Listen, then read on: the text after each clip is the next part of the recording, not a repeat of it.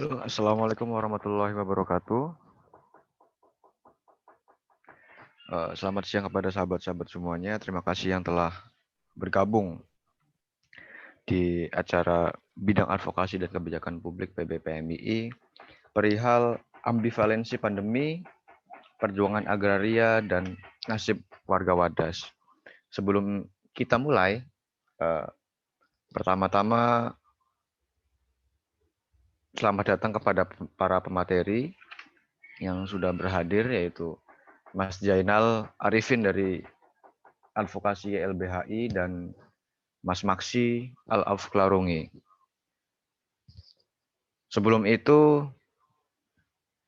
untuk sahabat-sahabat semuanya, barangkali nanti bagi sahabat-sahabat yang ingin bertanya, bisa langsung saja nanti ketik pertanyaannya melalui via chat. Nanti akan dibacakan pasca pemaparan atau penyampaian dari para narasumber. Kemudian, sebelum acara kita mulai, kita akan mendengarkan semuanya sambutan yang akan disampaikan dari Pak Armed Yestu Priyonggo, Bidang Advokasi dan Kebijakan Publik PMII. Kepada sahabat Armed, dipersilakan.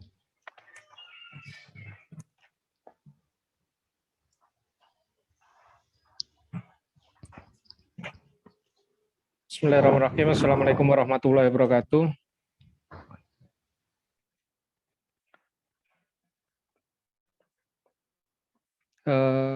Mohon izin kepada seluruh peserta Zoom meeting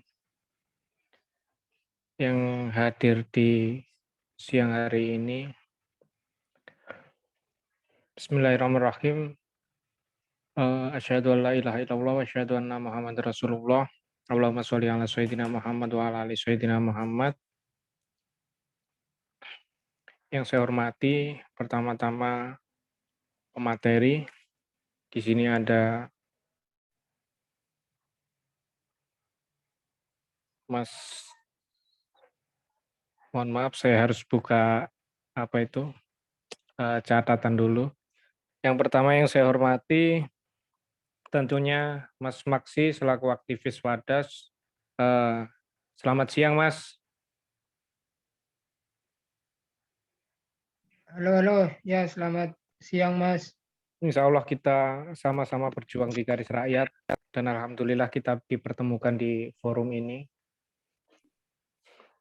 Yang kedua yang tentunya kita hormati bersama-sama Mas Zainal sebagai Ketua Advokat YLBHI.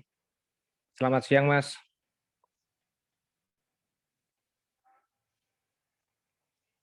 Tentunya hari ini juga forum yang luar biasa karena antusiasme kita terhadap satu garis perjuangan rakyat masih tetap sama. Alhamdulillah, puji syukur kepada Tuhan Yang Maha Esa yang telah melimpahkan rahmat serta hidayahnya kepada kita semua sehingga kita dapat berkumpul di sini.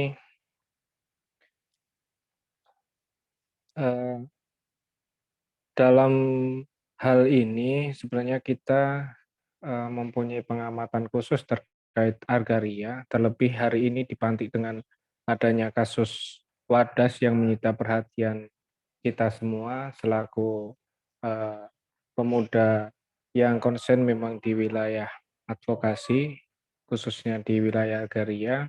Tentu konflik Wadas ini menjadi satu permasalahan kecil yang tentunya ini juga berimbas besar. Dan menurut kami konflik Wadas ini juga tidak serta-merta hanya terjadi pada satu titik. Artinya konflik agraria yang serupa juga terjadi dalam skala umum.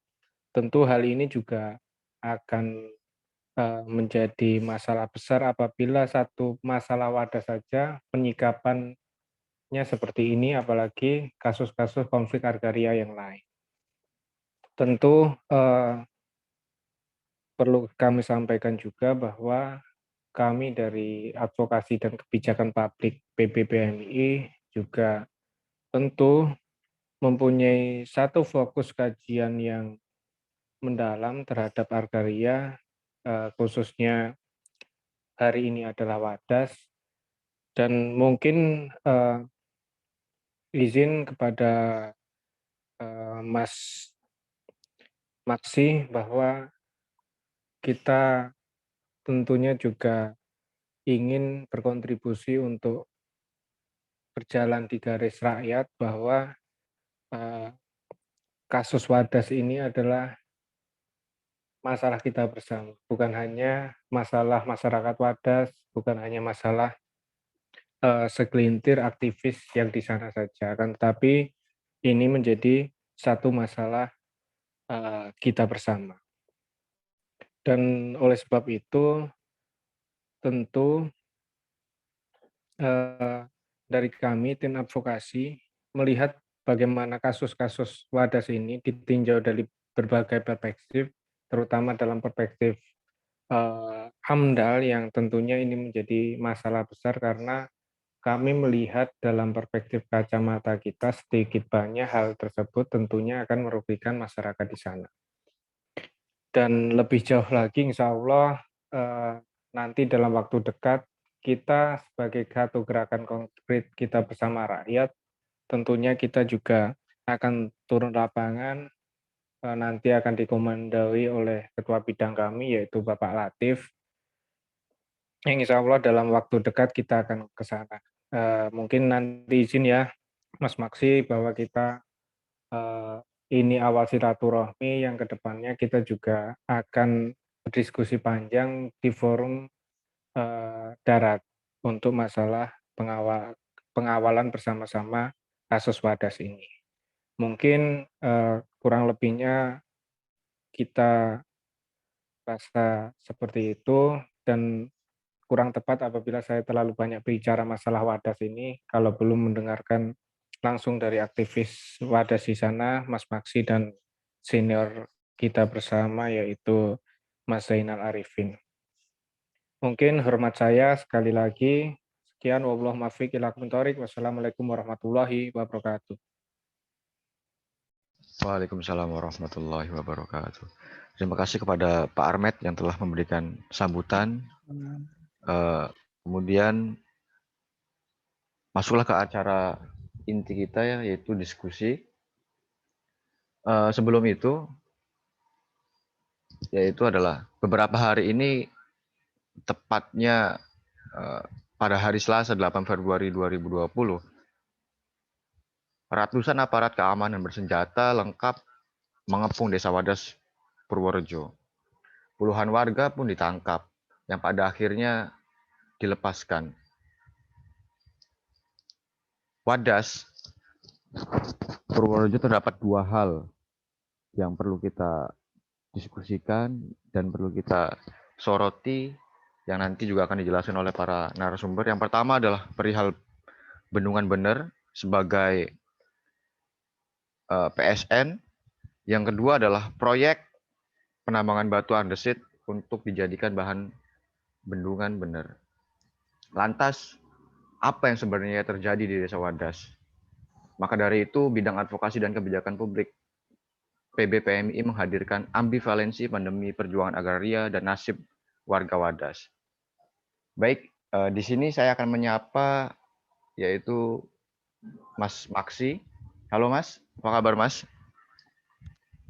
Halo Mas, suara Siap. saya kedengaran nggak ya Mas? Kedengaran Mas. Kedengaran Bang. Saya ingin berbincang terlebih dahulu dengan Mas Maksi ini Mas. Kebetulan juga Mas Zainal sedang ada kegiatan, nanti juga akan ikut gabung di pertengahan Mas. Kira-kira pandangan Mas Maksi perihal kasus di Wadas ini, perihal ambivalensi pandemi, perjuangan agraria, dan warga Wadas itu seperti apa Mas? Ya kalau kita mau melihat kasus Wadas itu,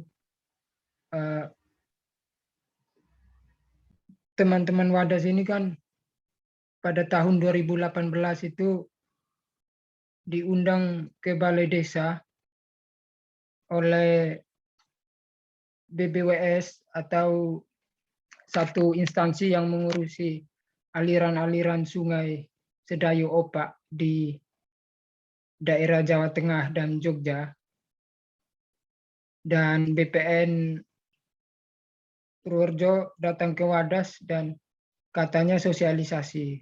Nah, di saat sosialisasi itulah akhirnya warga dipaksa untuk tanda tangan. Tapi sosialisasi kan harusnya dia bersifat banyak orang gitu. Memang warga pada hadir kan. Tapi dipanggilnya satu-satu, suruh masuk ruangan terus tanda tangan. Nah, tanda tangan itu akhirnya mau dijadikan seolah-olah legalitas bahwa warga telah sepakat.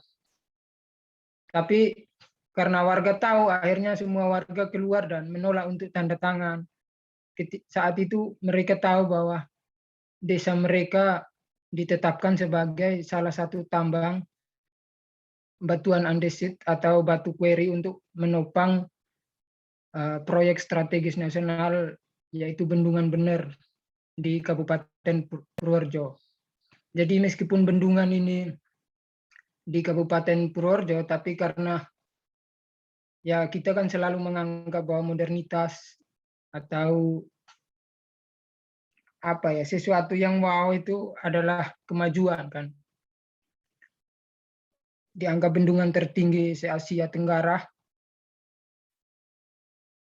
dengan tingginya 169 meter.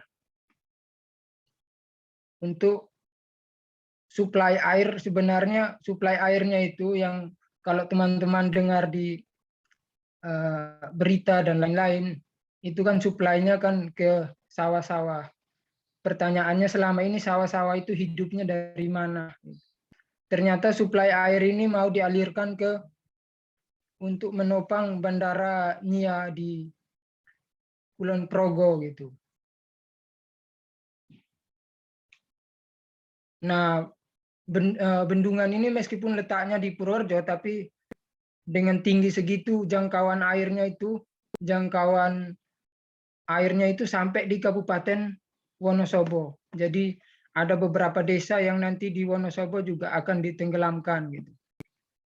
Dan jarak bendungan ini ke daerah Wadas itu sekitar 10 kilo. Yang artinya kalau Wadas diambil batunya lalu dipindahin ke jauhnya 10 kilo lebih dari tempat mereka, pada akhirnya mereka tidak merasakan aliran air itu. Tapi bukan itu persoalannya. Persoalannya adalah warga udah merasa sejahtera gitu. Jadi mereka bukan menolak soal PSN pembangunan Bendungan Bener itu. Mereka menolak adanya pertambangan di desa mereka.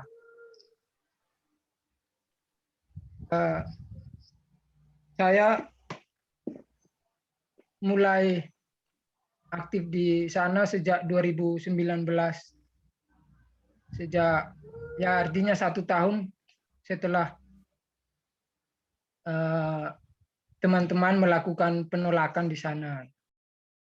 Kehadiran kami selain bersolidaritas ya karena memang saya juga aktif selain dulu sempat di PMI juga di Front Nahdien, dan kebutuhan akademik saya juga tentang bagaimana antisipasi atau proses mitigasi bencana, maka kami hadir di sana.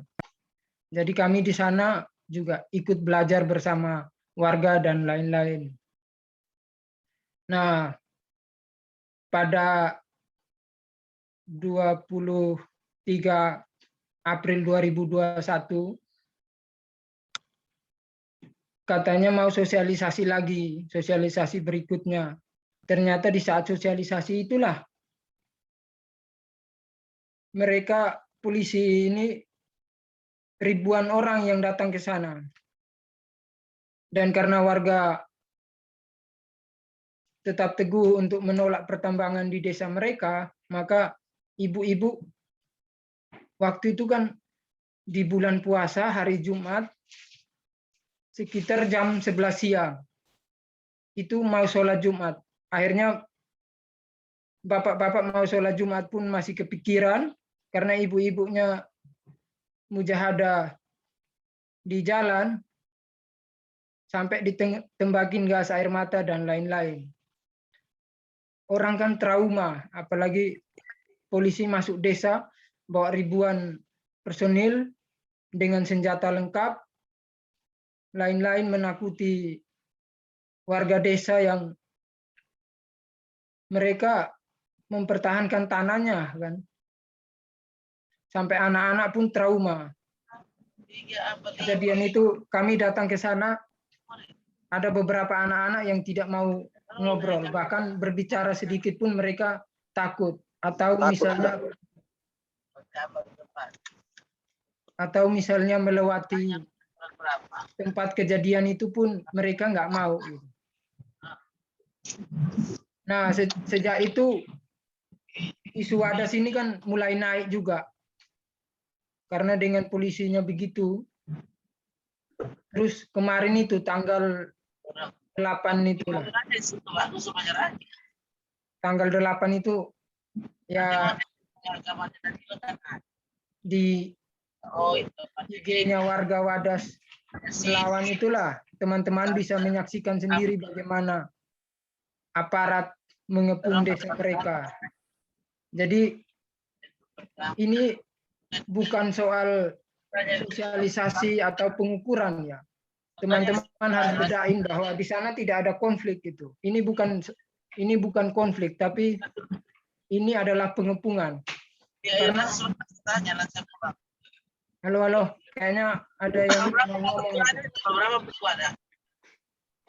Mohon untuk operator untuk di-mute agar lebih kondusif. Itu dimatiin coba itu operator, Oke.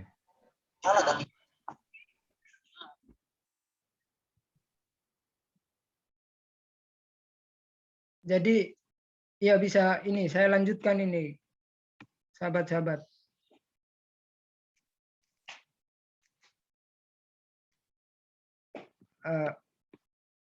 Nah, di media-media tahu laporan-laporannya Mahfud dan media-media polisi bilang bahwa mereka melakukan pengukuran dan lain-lain. Waktu tanggal 8 itu kan, waktu polisi mengepung desa Wadas itu kan warga lagi mujahadah di masjid. Terus orang-orang digendong, ditarik, diseret dari dalam masjid di saat orang-orang sedang mujahadah gitu. Maka mereka bilang di media bahwa mereka itu melakukan pengukuran di depan masjid. Kalau di depan masjid nggak ada tanah, rumah semua itu loh. Dan selama ini kan katanya jarak tambang ke rumah kan sekitar 1 kilo. Kalau dia di masjid berarti dia udah menyalahkan apa statement mereka sebelum-sebelumnya. Gimana dia mau terus menangkap cuman 60 warga, 13 itu anak-anak di bawah umur 17 tahun. Hanya mau menangkap orang segitu, membawa ribuan personil. Kan gimana itu sistem pengamanannya dan lain-lain. Orang-orang yang memukuli warga yang menolak untuk tanahnya diambil, menggunakan pakaian preman yang kemungkinan besarnya adalah ormas atau intel gitu. Nah, orang-orang itu kenapa kok nggak ditangkap gitu? Dan kenapa kalaupun dia polisi, kenapa dia tidak menggunakan pakaian-pakaian yang memang menunjukkan bahwa dia seorang polisi? Dan di tanggal 8 itu juga beberapa teman-teman solidaritas yang mencoba masuk, termasuk teman-teman lembaga bantuan hukum kepercayaannya warga Wadas itu, juga dilarang masuk itu. Alasannya karena pandemi dan dia harus punya surat swab dan lain-lain gitu. Lalu ribuan polisi yang masuk itu dia tidak menunjukkan surat swab-nya kan. Itulah makanya saya bilang bahwa tidak ada konflik itu. Kalau ini konflik berarti harusnya dua kubu yang berdiri setara atau mereka memiliki kekuatan yang sama, seminimal punya massa yang jumlahnya sama gitu. Sebelum kita hitung-hitungan kekuatan senjata dan lain-lain. Artinya kan ini pengepungan. Di saat orang masuk dilarang dan lain-lain, alasan dan lain-lain. Dan akhirnya masyarakat karena berlindung kemana-mana, tidak terjadinya aktivitas ekonomi, orang takut untuk ke ladang dan lain-lain. Polisi memasuki rumah-rumah warga lalu mengambil pisau-pisau dari dapur. Ibu-ibu yang setiap hari jaga pos-pos penjagaan membuat anyaman besek dari anyaman bambu itu. Pisaunya dirampas, terus di framing bahwa mereka membawa senjata tajam dan menyerang siapa gitu kan. Tapi tidak ada yang terluka, justru masyarakatlah yang terluka kan gitu. Nah, itu yang kupikir bagi teman-teman yang mungkin keadaannya, kalau teman-teman lihat hanya punya rasa iba dan lain-lain. Kalau memang dari tadi teman-teman PMI menyatakan bahwa punya inisiatif ke sana gitu. Biar teman-teman melihat sendiri dan lain-lain. Dan kita selalu diseret pada persoalan bahwa pro dan kontra gitu kan. Kita terjebak dalam satu logika biner gitu. Tapi kan kalau mau hitung-hitungan jumlah dari orang-orang di Desa Wadas yang sekiranya terdampak secara langsung itu hanya 11 kakak itu yang menerima. Sisanya 200 lebih kakak itu kan menolak untuk tanahnya diserahkan. Dan setelah kejadian itu kan Ganjar datang lalu salaman sama orang-orang pro dan di framing lain-lain. Itu kupikir teman-teman gitu. Oke, Mungkin siap, lewat Mas Maksi. pertanyaan aja gitu. Oke. Sementara Agak aku menceritakan keadaannya dulu. ini biar agak sedikit lebih mengerucut, Mas ya.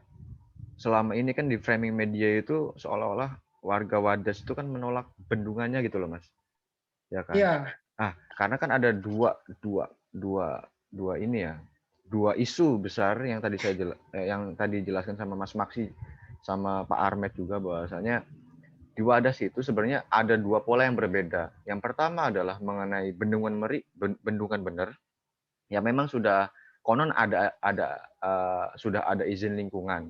Yang kemudian pola yang satunya adalah perihal tambang andesit tadi, yang memang satu dia belum ada IUP, kemudian juga AMDAL-nya juga belum ada. Nah, kira-kira sebenarnya Mas Maksi sebagai aktivis Wadas, hal yang lebih krusial oleh warga Wadas, para aktivis yang lainnya yang terjadi di Desa Wadas itu sebenarnya pola yang mana, Mas? Apakah yang perihal bendungan bener tadi atau memang yang perihal tambang andesit tadi, Mas?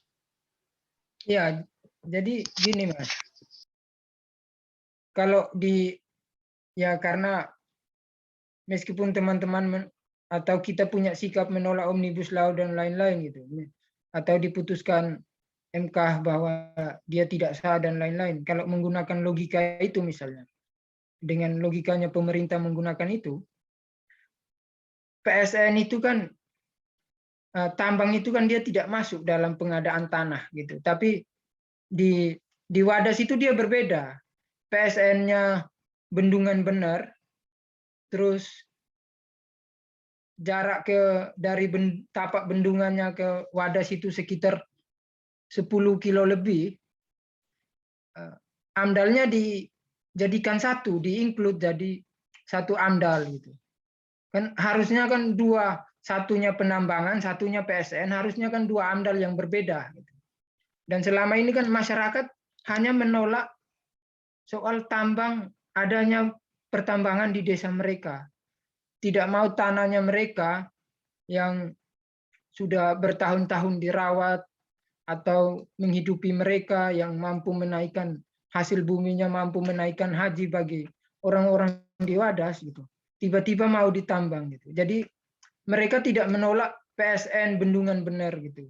Mereka hanya menolak soal adanya tambang di desa mereka. Dan ini dua wilayah yang berbeda, yang jaraknya yang tadi saya bilang bahwa sekitar 10 kilo lebih. Jadi kalau selama ini framingnya bahwa warga Wadas menolak Bendungan Bener, enggak, mereka hanya menolak tambang kueri di desa mereka, Mas.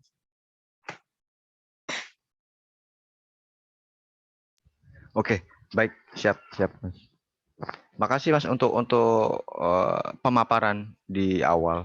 Nanti untuk sahabat-sahabat, pasca Mas Jainal memberikan pandangannya perihal diskusi kita pada siang hari ini, baru teman-teman bisa chat di halaman chat untuk mempertanyakan langsung kepada pemateri. Oke, kita sekarang Mas Jainal sudah datang. Selamat datang Mas Jainal. Siang Mas, sehat Mas? Selamat datang, selamat siang semuanya kawan-kawan, Bung Egy dan Bung Maksi. Siap.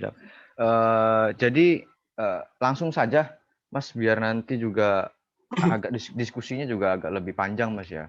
Mungkin bisa langsung memaparkan pandangannya Mas Jainal Arifin perihal diskursus kita pada siang hari ini perihal ambivalensi pandemi, perjuangan agraria, dan nasib warga Wadas. Oke, terima kasih kawan-kawan semuanya. Terima kasih Bung Egy, Bung Maksi, kemudian terima kasih kawan-kawan pengurus besar PMII yang telah memberikan kesempatan untuk ini ya, bincang-bincang ngobrol terkait mengenai persoalan di Wadas dan persoalan agraria secara umumnya. Nah, saya ingin mulai dari satu hal bahwa semua muara konflik agraria ini itu adalah memang tidak adanya political will dari pemerintah atau dari negara untuk menyelesaikan konflik-konflik agraria yang terjadi. Baik itu di sektor kehutanan, pertambangan, kemudian di sektor perkebunan, ataupun sektor-sektor lainnya. Nah, meskipun kemudian ya reforma agraria sempat kemudian kita memiliki harapan yang cukup besar pada rezim Jokowi ya, pada periode yang pertama ketika kemudian reforma agraria itu menjadi salah satu agenda di Nawacita yang kemudian diturunkan menjadi reforma agraria itu akan mendistribusikan 9 juta hektar lahan kepada masyarakat dari untuk menyelesaikan kasus-kasus atau konflik-konflik di sektor kehutanan dengan cara perhutanan sosial atau pelepasan kawasan hutan ya, ataupun kemudian dengan membagi-bagikan atau mendistribusikan tanah-tanah terlantar atau perkebunan-perkebunan yang tidak dimanfaatkan atau yang sudah direklaim oleh masyarakat. Bayangannya konsepnya seperti itu dulu. Nah, tapi memang kemudian sampai hari ini ketika kita berbicara mengenai reforma agraria di sektor kehutanan, pertambangan maupun perkebunan, tidak ada satupun kemajuan sama sekali. Ya, memang benar harus diakui ada beberapa redistribusi yang dilakukan oleh negara ketika kemudian ada misalkan kasus ini ya redistribusi perkebunan di Teratak atau kemudian di Badega di Jawa Barat ya. Tapi itu hanya satu dari ribuan kasus ya yang terjadi di negara di Indonesia, dan itu pun kemudian proses-proses redistribusi itu memang konfliknya udah selesai gitu. HGO-nya udah habis ya, kemudian masyarakat sudah melakukan reclaiming terhadap tanah tersebut dan sudah melakukan pemanfaatan, sehingga proses redistribusi adalah proses-proses di mana kemudian tidak ada konflik. Maka kemudian syarat redistribusi dalam penyelesaian konflik agraria itu adalah clean and clear kalau menurut negara. Nah, sementara kemudian kalau seharusnya ya negara menjadi ini ya datang untuk kemudian menyelesaikan kasus-kasus tersebut, bukan menunggu mana yang clean, mana yang clear gitu.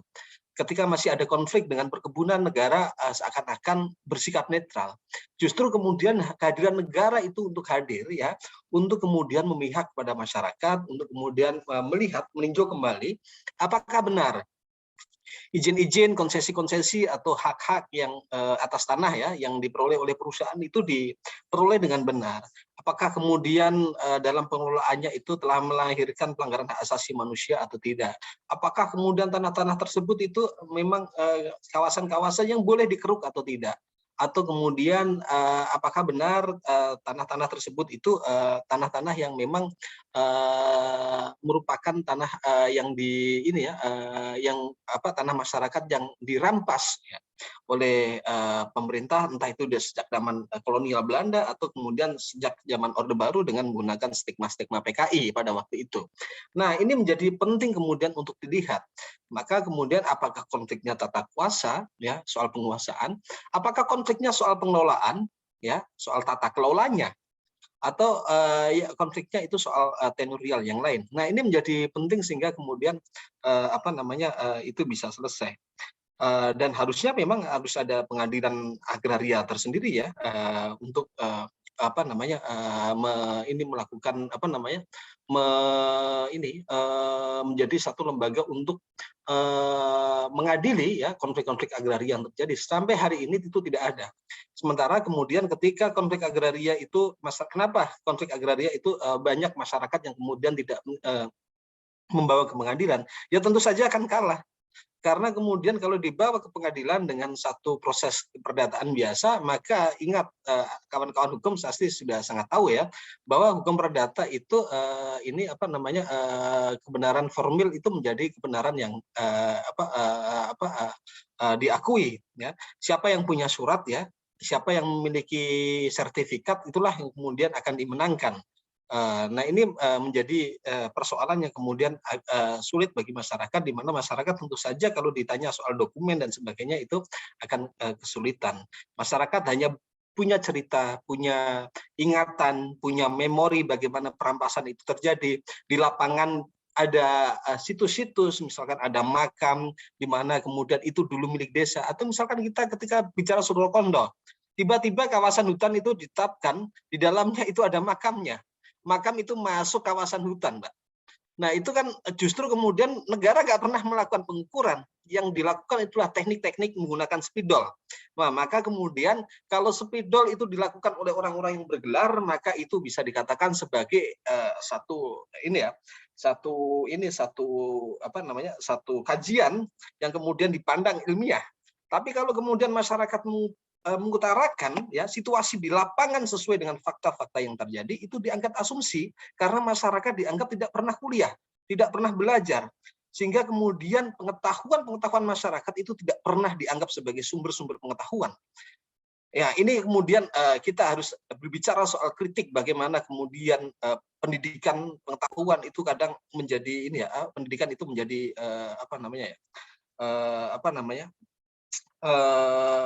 menjadi sangat bahasanya yang tepat itu. Pendidikan itu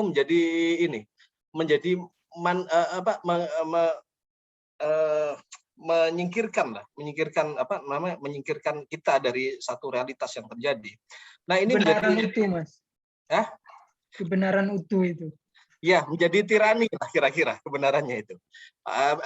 Pendidikan itu kadang menjadi tirani. Produk-produk universitas, produk-produk kampus itu kadang menjadi tirani yang kemudian menyingkirkan pengetahuan-pengetahuan hidup masyarakat yang dia dari kecil puluhan tahun kemudian menanam dan sebagainya itu disingkirkan dengan landasan teoris bahwa ini bisa ditambang secara teknologi. Kalau kita bicara teknologi hari ini, kalau ilmuwan akan bilang, apakah bulan bisa ditambang? Bisa, Pak. Apakah planet Mars mungkin untuk kemudian ditempati? Mungkin. Kalau kita berbicara soal teknologi. Nah, tak ada yang nggak mungkin. Tapi apakah kemudian pertanyaannya, teknologi, apakah pertambangan itu tidak akan merusak? Nggak ada pertambangannya nggak merusak. Pertambangan dan eksploitasi sumber daya itu alam ya pasti akan berimbas pada kerusakan lingkungan, dan itu pasti. Nah, saya rasa itu menjadi statement awal saya kenapa kemudian negara tidak pernah seserius itu berbicara soal reforma agraria dan penyelesaian konflik dalam sumber daya alam. Nah, bahkan kemudian yang terbaru misalkan ada berita yang kemudian dipamer-pamerkan bahkan di Muktamar NU ataupun kemudian di Muhammadiyah, bahwa negara akan membagi-bagikan tanah-tanah yang kemudian hutan, negara telah melakukan pencabutan izin terhadap ribuan perusahaan ya dan tambang gitu yang tidak yang kemudian itu akan dibagikan ke masyarakat. Nah, cuman kita harus cek izin-izin perusahaan yang di kawasan hutan ya, ataupun kemudian yang di sektor pertambangan, kita cek adakah perusahaan-perusahaan tersebut yang sekarang sedang berkonflik dengan masyarakat yang dicabut izinnya. Tidak ada sama sekali, Pak. Karena standarnya negara dalam melakukan pencabutan izin itu adalah perusahaan-perusahaan yang izinnya dicabut adalah perusahaan yang tidak melakukan pengelolaan dengan baik tata kelolanya secara administrasi, ya itu buruk, dianggap buruk, maka kemudian itu dicabut. Tidak ada satu kemudian indikatornya yang menyatakan bahwa perusahaan yang harusnya ya perusahaan yang dicabut itu adalah perusahaan yang satu merampas lahan-lahan masyarakat, kedua menimbulkan kerusakan lingkungan, ketiga melahirkan konflik sumber daya alam dan melahirkan kriminalisasi.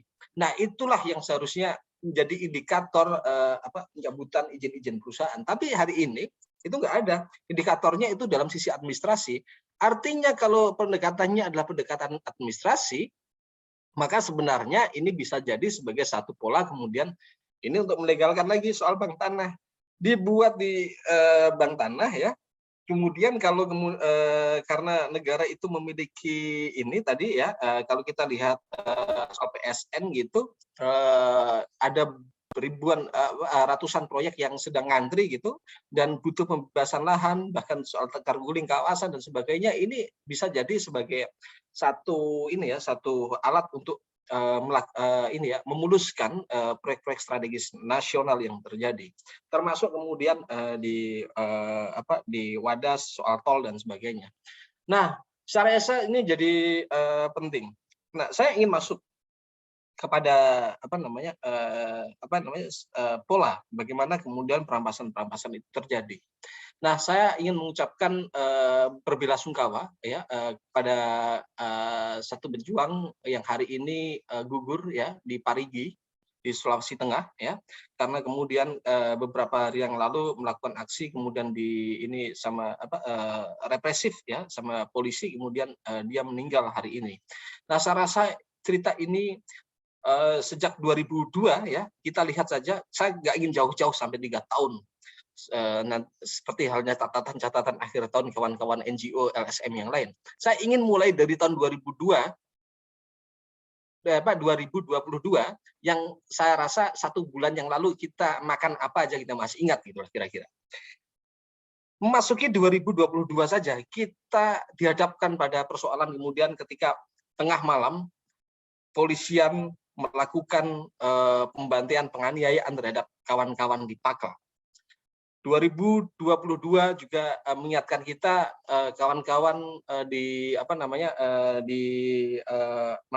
Sumatera Selatan ya, di Mesuji ya, yang hari ini itu masih dikejar-kejar, dikriminalisasi karena kemudian berkonflik dengan perusahaan perkebunan.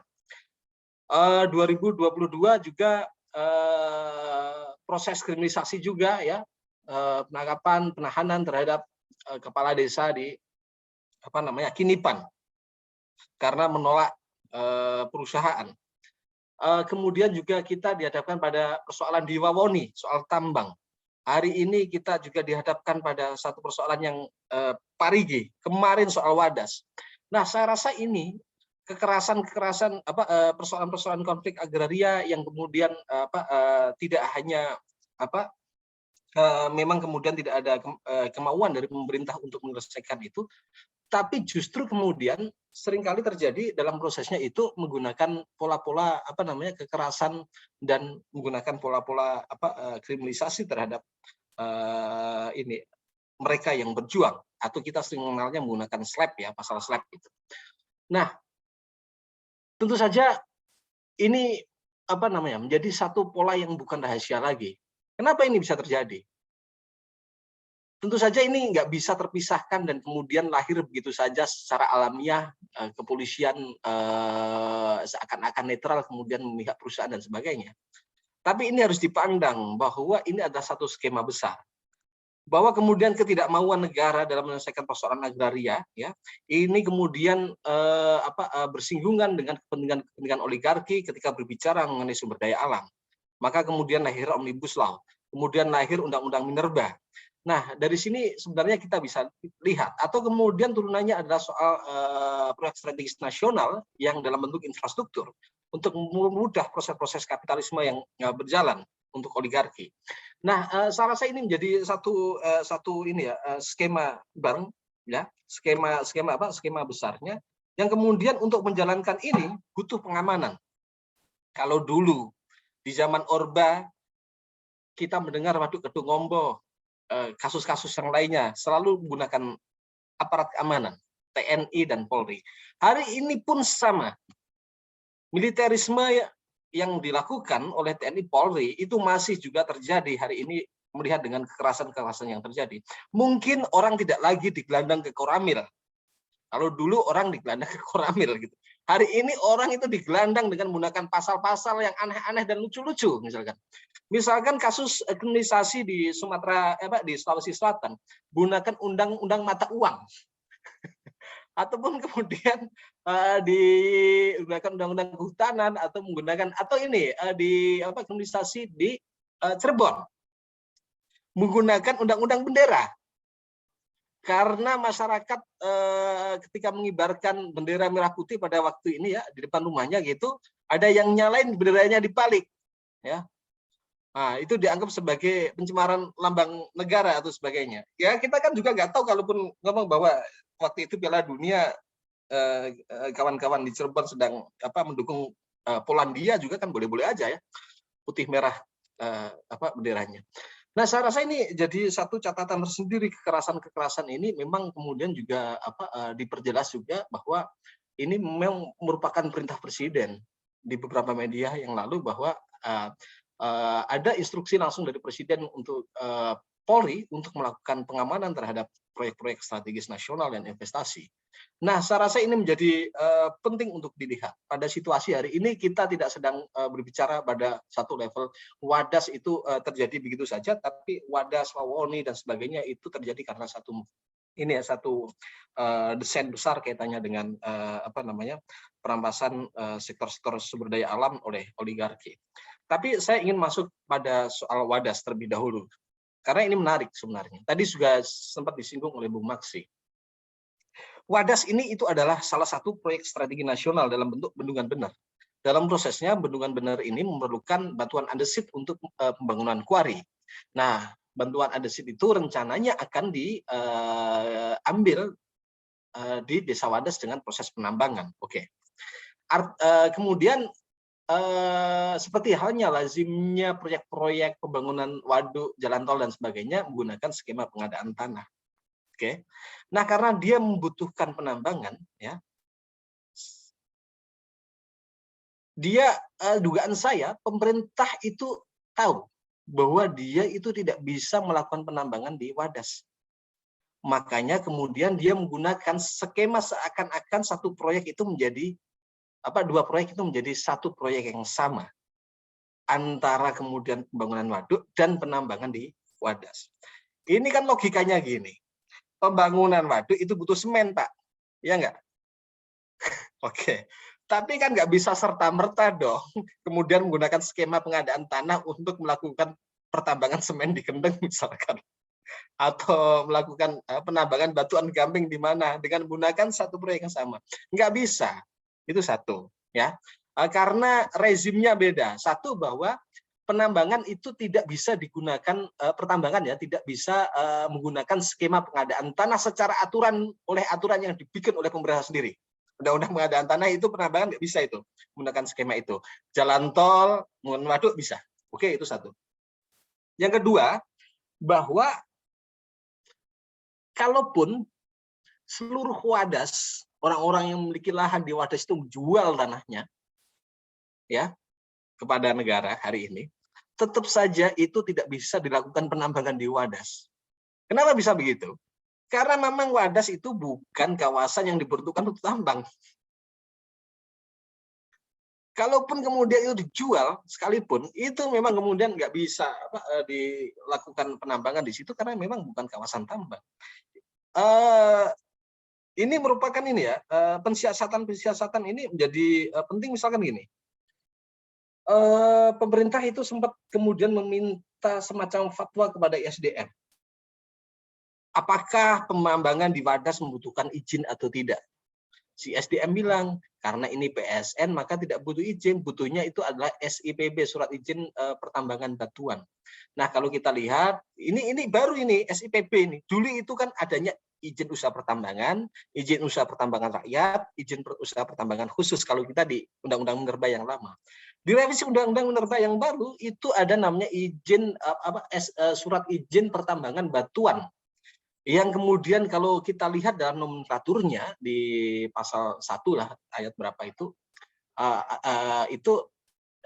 di pasal awal-awal lah ya, kira ketentuan umum itu menyatakan bahwa SIPB itu adalah pertambangan dengan jenis batuan tertentu atau untuk ya kepentingan atau keperluan tertentu.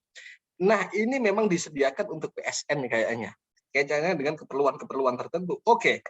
Dia tidak boleh tidak memerlukan izin usaha pertambangan, oke. Dia bisa menggunakan SIPB, oke. Tapi kan nggak serta-merta, Pak. SIPB, baik itu IUP, mau IUPR atau apapun itu, apakah bisa melakukan penambangan di luar kawasan penambangan? Nah, ini menjadi penting. Karena tetap saja aturan dasar penambangan itu, penambangan hanya bisa dilakukan dalam wilayah pertambangan. Wilayah pertambangan itu ditetapkan oleh menteri dan kemudian diatur dalam rencana tata ruang nasional, rencana tata ruang provinsi, bahkan sampai rencana tata ruang kabupaten dan kota. Kita cek lihat. Pada Perda RT/RW nomor 27 tahun 2011, RT/RW Purworejo ya tentu saja, itu tidak ada namanya pertambangan batuan andesit di Kecamatan Bener. Tidak ada, tidak masuk gitu. Ataupun kemudian RT/RW yang terbaru tahun 2020 itu juga nggak ada, 20 tahun 2021 ya kira-kira ya. Nah, intinya bahwa juga tidak ada, saya cek ya, tidak ada namanya pertambangan ya di Kecamatan Bener, di RT/RW. Nah, persoalannya ini pemerintah makanya kemudian dia tahu sebenarnya dia nggak mungkin bisa nambang di situ. Dia nggak mungkin dapat SIPB atau apapun itu kalau kemudian dia ya melakukan penambangan di kawasan yang memang bukan peruntukan tambang. Nah, tapi ini kan Ganjar gubernur kemarin di beberapa media melintirnya pinter. Ini sudah sesuai aturan kok.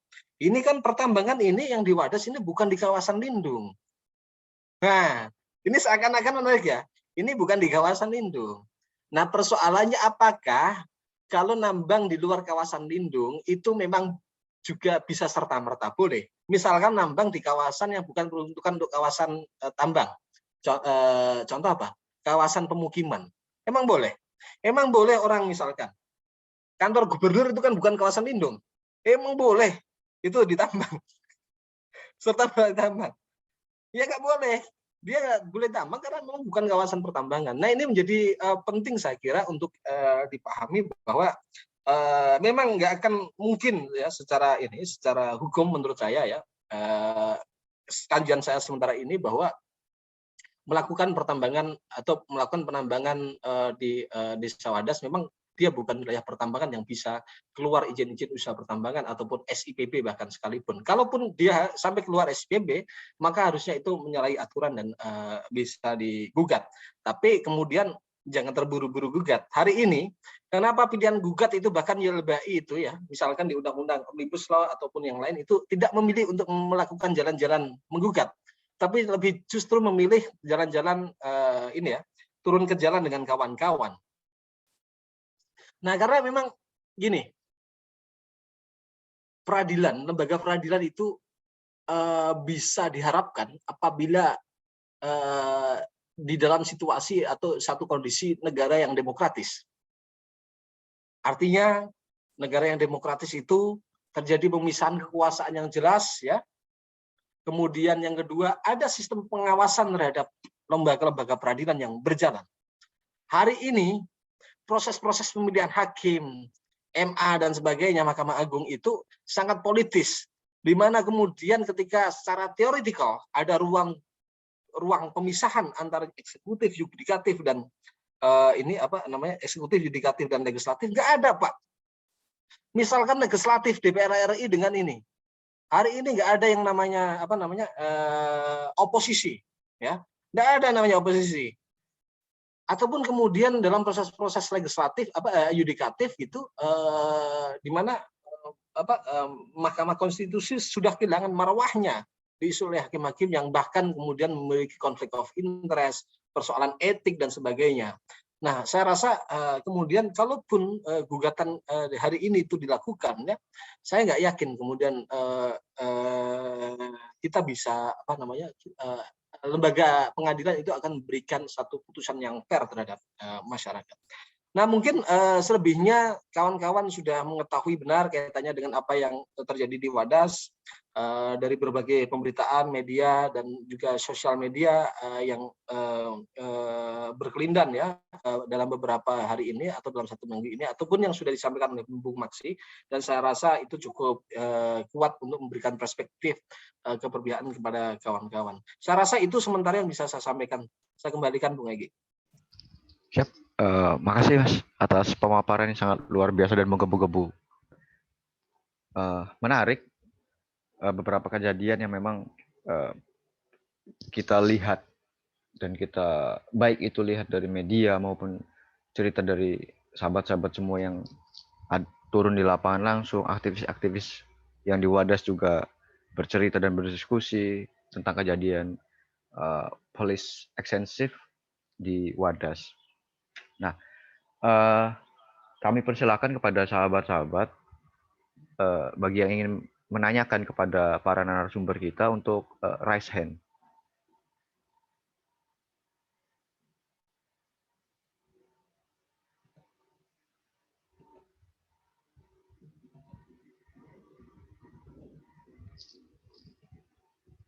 Oke, sepertinya masih malu-malu semua ini, Mas, untuk menanyakan. Jadi untuk lebih gregetnya lagi kepada, siap-siap, kepada sahabat Ardi, silakan.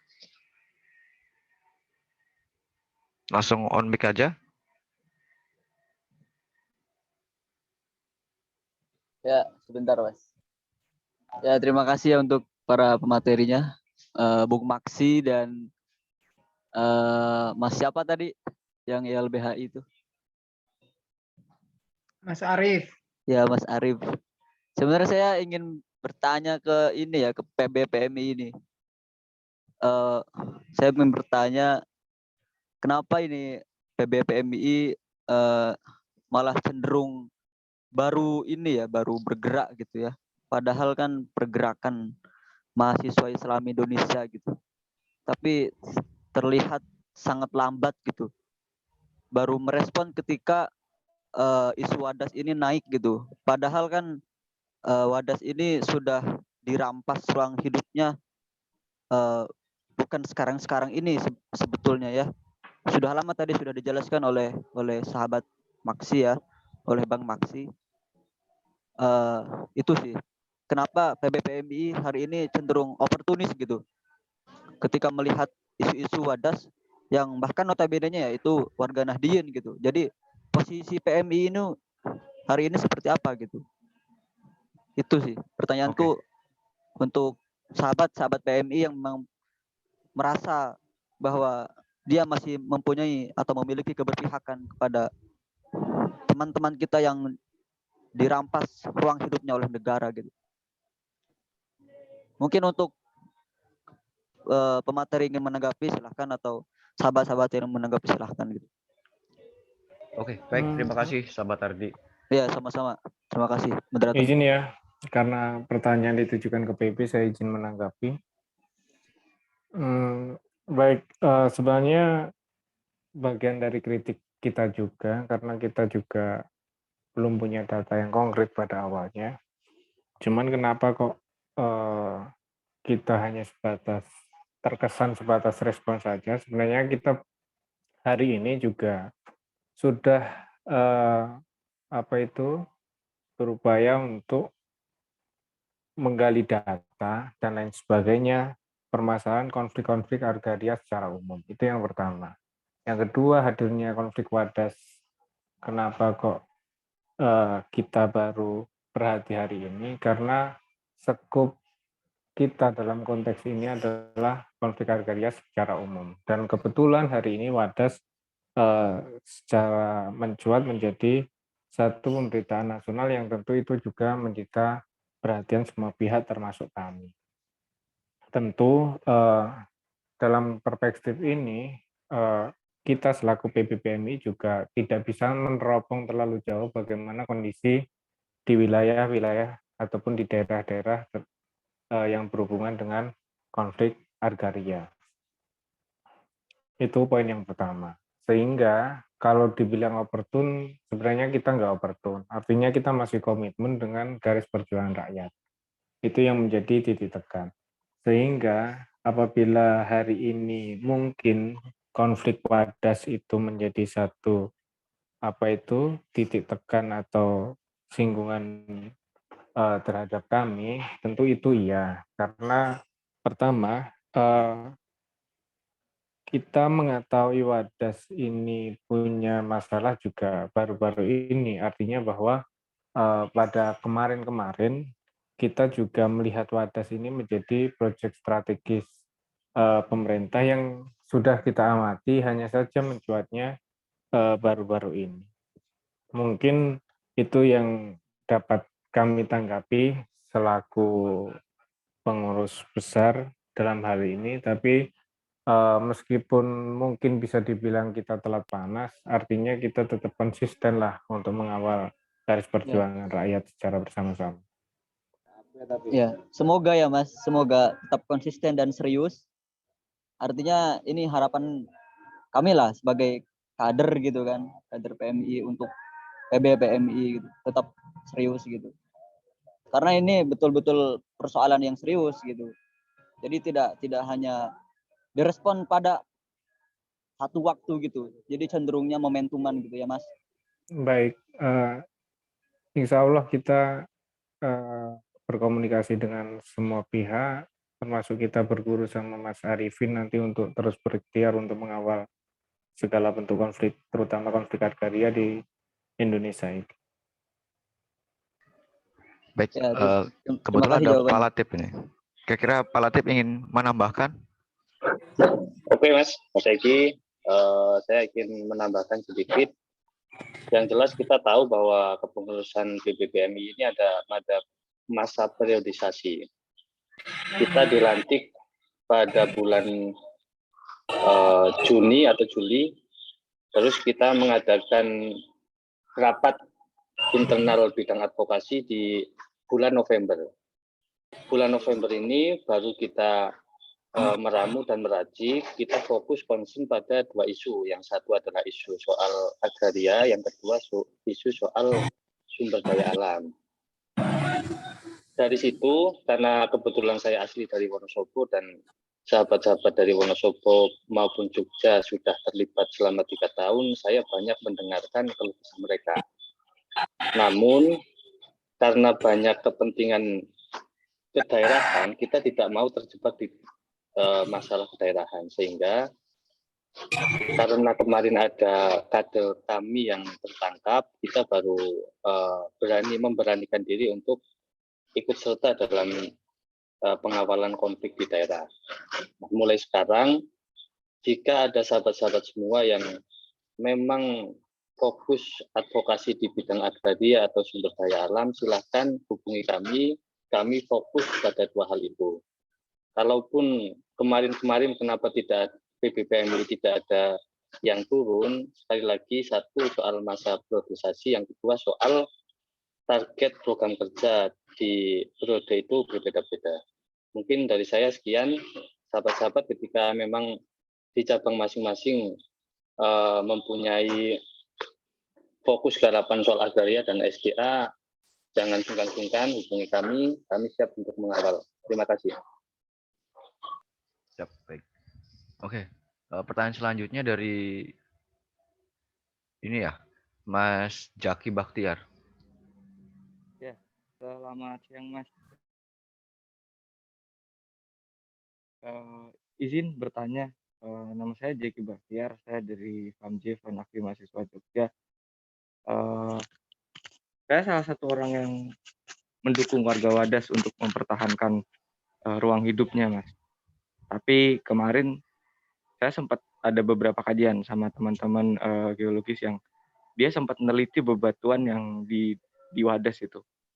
Kata dia memang batuan-batuan andesit di Wadas ini berpotensi untuk ditambang dan punya nilai ekonomis yang sangat baik.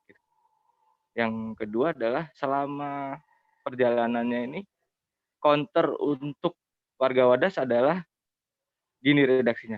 Warga Wadas itu nggak mau diajak maju, diajak bikin bendungan untuk kesejahteraan nggak mau. Itu yang sering di-counter. Nah, artinya hari ini kan warga Wadas sebenarnya tidak menolak bendungan, tapi menolak adanya pertambangan dan perampasan lahan ini yang ditolak sama warga. Nah, artinya kan harus ada solusi itu, Mas. Kira-kira dengan kondisi seperti itu dan bendungan yang harus tetap dijalankan, kan kita kalau mau jegal PSN-nya berat juga gitu. Karena itu proyek strategisnya Bapak Presiden yang sangat terhormat gitu. Jadi kan tidak semudah itu. Artinya ketika kita menolak tambang, kira-kira ada nggak solusi lain gitu ketika kita menolak tambang di Wadas? Itu saja sih, Mas. Terima kasih. Oke, baik. Mungkin bisa ditanggapi sama Mas Maksi terlebih dahulu. Ya, tadi sahabat Latif ngomong, makasih Mas sudah mau ngadain forum ini dan teman-teman PMI udah bersama Wadas. Kukira belum masuk tadi kan. Ya, saya juga yang pertama terkait pertanyaan kader-kader PMI di setiap daerah. Kupikir ini kritik bagi teman-teman PMI juga. Tapi harapannya ya kita bisa bersama-sama gitu. Ini bukan soal inisiatif kita untuk bersama warga gitu. Tanpa teman-teman misalnya mengurusi pelantikan dan lain-lain itu. Harus teman-teman kan di PMI itu kan ideologinya kan Ahlussunnah wal Jamaah An-Nahdiyah. Artinya ini kan harusnya udah jadi prinsip sejak awal. Apalagi misalnya di Wadas itu. Masyarakatnya berafiliasi dengan NU. Ya kami ngurusinnya di situ misalnya ngabari atau minta statement dari kiai-kiai yang bagaimana memihak kita dan lain-lain. Dan kita sebagai PMI kan kita harus melihat bahwa hari ini justru yang tergusur itu adalah bapak ibunya orang-orang PMI itulah. Bapak ibu kita semua gitu. PMI ini kan satu subkultur orang-orang miskin gitu kan. Masyarakat Nahdien gitu. Mereka yang saking lama tertindasnya dan berusaha untuk bangkit gitu. Kalau NU kan ya kebangkitan ulama lah. Nanti nitip juga teman-teman tolong bisikin PBNU itu gitu. Dari Wadas itu kami nggak berharap banyak itu, seminimal mengutuk gitu, karena sampai hari ini pun trauma itu masih berjalan gitu. Artinya prinsip-prinsipnya PMI ini kan harusnya udah dimulai sejak awal gitu. Bagaimana orang-orang yang mujahadah kan, lalu datanglah polisi dan mereka diseret, ditarik dari dalam masjid dan lain-lain. Tidak adanya aktivitas ekonomi, hubungan sosialnya pun terputus. Orang saking paniknya orang mengamankan diri masing-masing kan. Disitulah sosial tidak berjalan, ekonomi tidak berjalan. Anak-anak di sana pun sampai hari ini takut untuk keluar ke sekolah karena polisi kan tadi pagi pun datang lagi gitu. Tentara datang lagi dan alasan ngechat lain-lain gitu. Tapi orang masih trauma itu loh. Ya aku pikir ini harusnya udah jadi prinsip kita sebagai kader-kader PMI, bahwa kita berdiri bersama masyarakat di setiap daerah dan lain-lain. Wadas ini kan hanya satu contoh kasus dari ribuan kasus-kasus yang lain. Atau misalnya tadi Mas Arief sempat nyinggung bahwa hutan lindung dan lain, kawasan lindung dan lain-lain. Di Trenggalek itu kawasan lindungnya itu 53.000 hektar ditambang, dan itu orang-orang Nahdien semua. Sampai bupatinya Kang Nur Arifin itu menolak, dan itu memakan 11 wilayah. Nah, terkait pertanyaannya Jeki tadi, Mas Jeki Baktiar, bagaimana kita melihat nilai-nilai ekonomis dan lain-lain gitu. Kalau kita melihatnya nilai-nilai ekonomis dari bebatuan dan lain-lain, saya sepakat sama statementnya Wadon Wadas bahwa batu adalah tulang, tanah adalah daging, dan air adalah darah. Bagi orang-orang Wadas itu, kita harus melihat bukan hanya soal bebatuannya yang akhirnya dia menghasilkan nilai ekonomis sebagai para kapitalis atau oligark yang dia punya modal untuk menambang itu. Gitu. Kalau kita melihat struktur atomiknya tanah Wadas itu, kalau tidak adanya batu, tidak adanya pohon, tidak adanya akar yang mengikat mereka, maka tanah itu dia bukan seperti tanah hitam yang dia bisa menggumpal, atomiknya saling mengikat, enggak. Dia seperti debu yang kalau disiram air itu langsung mengalir. Dan kalau batunya yang menjadi penahan tanah dan akarnya menjadi celah-celah bagaimana air itu memasuki tanah, lalu dia menumbuhkan pohon-pohon itu. Kalau batunya diambil dan pohonnya hilang, jelas itu menjadi lautan banjir udah. Tanahnya hanya akan ngalir bebas kayak gitu aja. Dan bisa mengakibatkan pada longsor atau bencana banjir dan lain-lain gitu. Dan kalau kita melihat secara ekonomis bukan hanya soal bebatuannya, bagaimana duren-duren di Wadas itu, kita belum menyebut soal nilai-nilai ekonomis dari komodita yang lain gitu. Tapi durennya itu sekali panen itu orang bisa menghasilkan sampai 50-an juta gitu. Kan? Artinya itu pun penopang ekonomi, tapi masyarakat karena di sana bukan orang-orang yang bodoh dan mereka paham soal agama, bukan itu, tapi mereka menganggap bahwa kalau tanah itu hilang atau wilayahnya mereka hilang, 27 sumber mata air, lalu penghidupan mereka hilang, maka agama juga tidak berjalan di situ. Bagaimana trauma itu membuat mereka tidak khusyuk dalam sholat dan lain-lain gitu. Atau yang dulu mereka harus menetap di Wadas untuk menjalankan mujahadah sebagai kultur tradisi keagamaannya mereka, itu akhirnya hilang kan. Nilai-nilai sosial, nilai-nilai Ahlussunnah wal Jamaah dan lain-lain itu hilang. Itulah yang kupikir harus menjadi landasan juga bagi teman-teman PMI, bagi teman-teman, karena ini bukan kajian soal teologi pembebasan Ali Syariati atau Mikhaelowi ya, tapi kupikir ini teologi ilmiah gitu, yang dia lahir dari pengalaman dan pengetahuan masyarakat itu. Bahkan saya kadang juga nggak mampu memikirkan sampai situ. Justru hal-hal seperti itulah kita dapatkan di masyarakat. Mungkin itu dulu ya jawaban saya gitu. Ini Mas Arifin masih stay kah?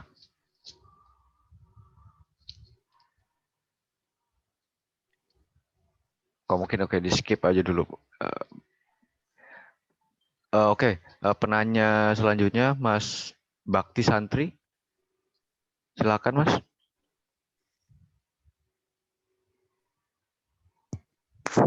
Halo. Halo. Oke, baik. Terima kasih untuk sahabat-sahabat semuanya dan Mas Arifin selaku pemateri dan pemateri satu lagi. Jadi sebenarnya pertanyaan saya ini masih ada kaitannya dengan pertanyaan yang sebelumnya terkait dengan sebenarnya apakah solusi terbaik yang harus diambil dari kasus ini. Misal begini, ini kan terkait dengan penolakan warga terkait penambangan ya, bukan terkait dengan bendungan yang akan dibangun melalui PNS gitu. Cuman sebenarnya ada satu pertanyaan, apa hukumnya menolak PNS gitu. Jadi ketika kita sebagai warga masyarakat biasa atau kita seolah-olah memposisikan sebagai warga yang ada di daerah Wadas, hukum kita untuk menolak program dari pemerintah itu apa sih sebenarnya? Itu satu. Nah, terus kemudian yang kedua, penolakan warga ini diuntungkan dengan proses regulasi sebenarnya, kalau yang saya baca gitu ya. Kita diuntungkan dengan bahwa penambangan ini tidak ada izin IUP-nya. Gitu. Tapi toh ketika ada izin IUP pun menjadi pertanyaan, karena ketika ini menjadi pembangunan strategis nasional, sementara kalau mau dibuat izin IUP itu nggak masuk dalam kategori gitu. Karena kalau harus ada izin IUP-nya itu kan dia harus perorangan atau kelompok ataupun perusahaan gitu kan. Sementara ini PNS gitu. Kalau mau dibuatkan IUP pun itu nggak masuk dalam regulasi. PSN, Nah, Mas. iya PSN. Sorry. Jadi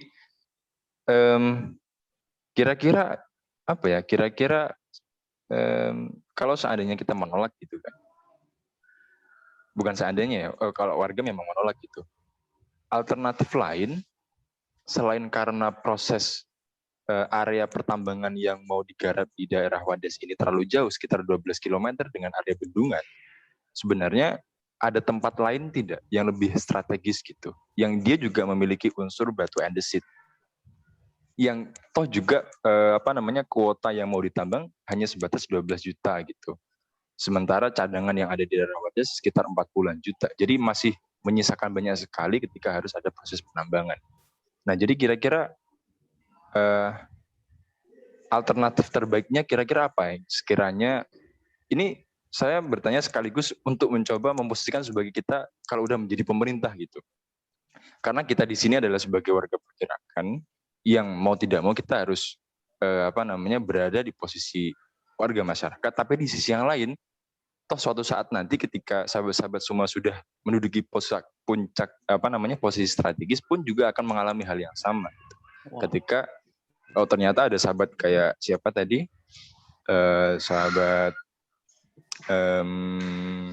Firda dan sahabat-sahabat yang lainnya kok dilalah gitu, ada di posisi atau berada di menteri PUPR misalkan, untuk menghadapi problem-problem seperti ini tuh gimana?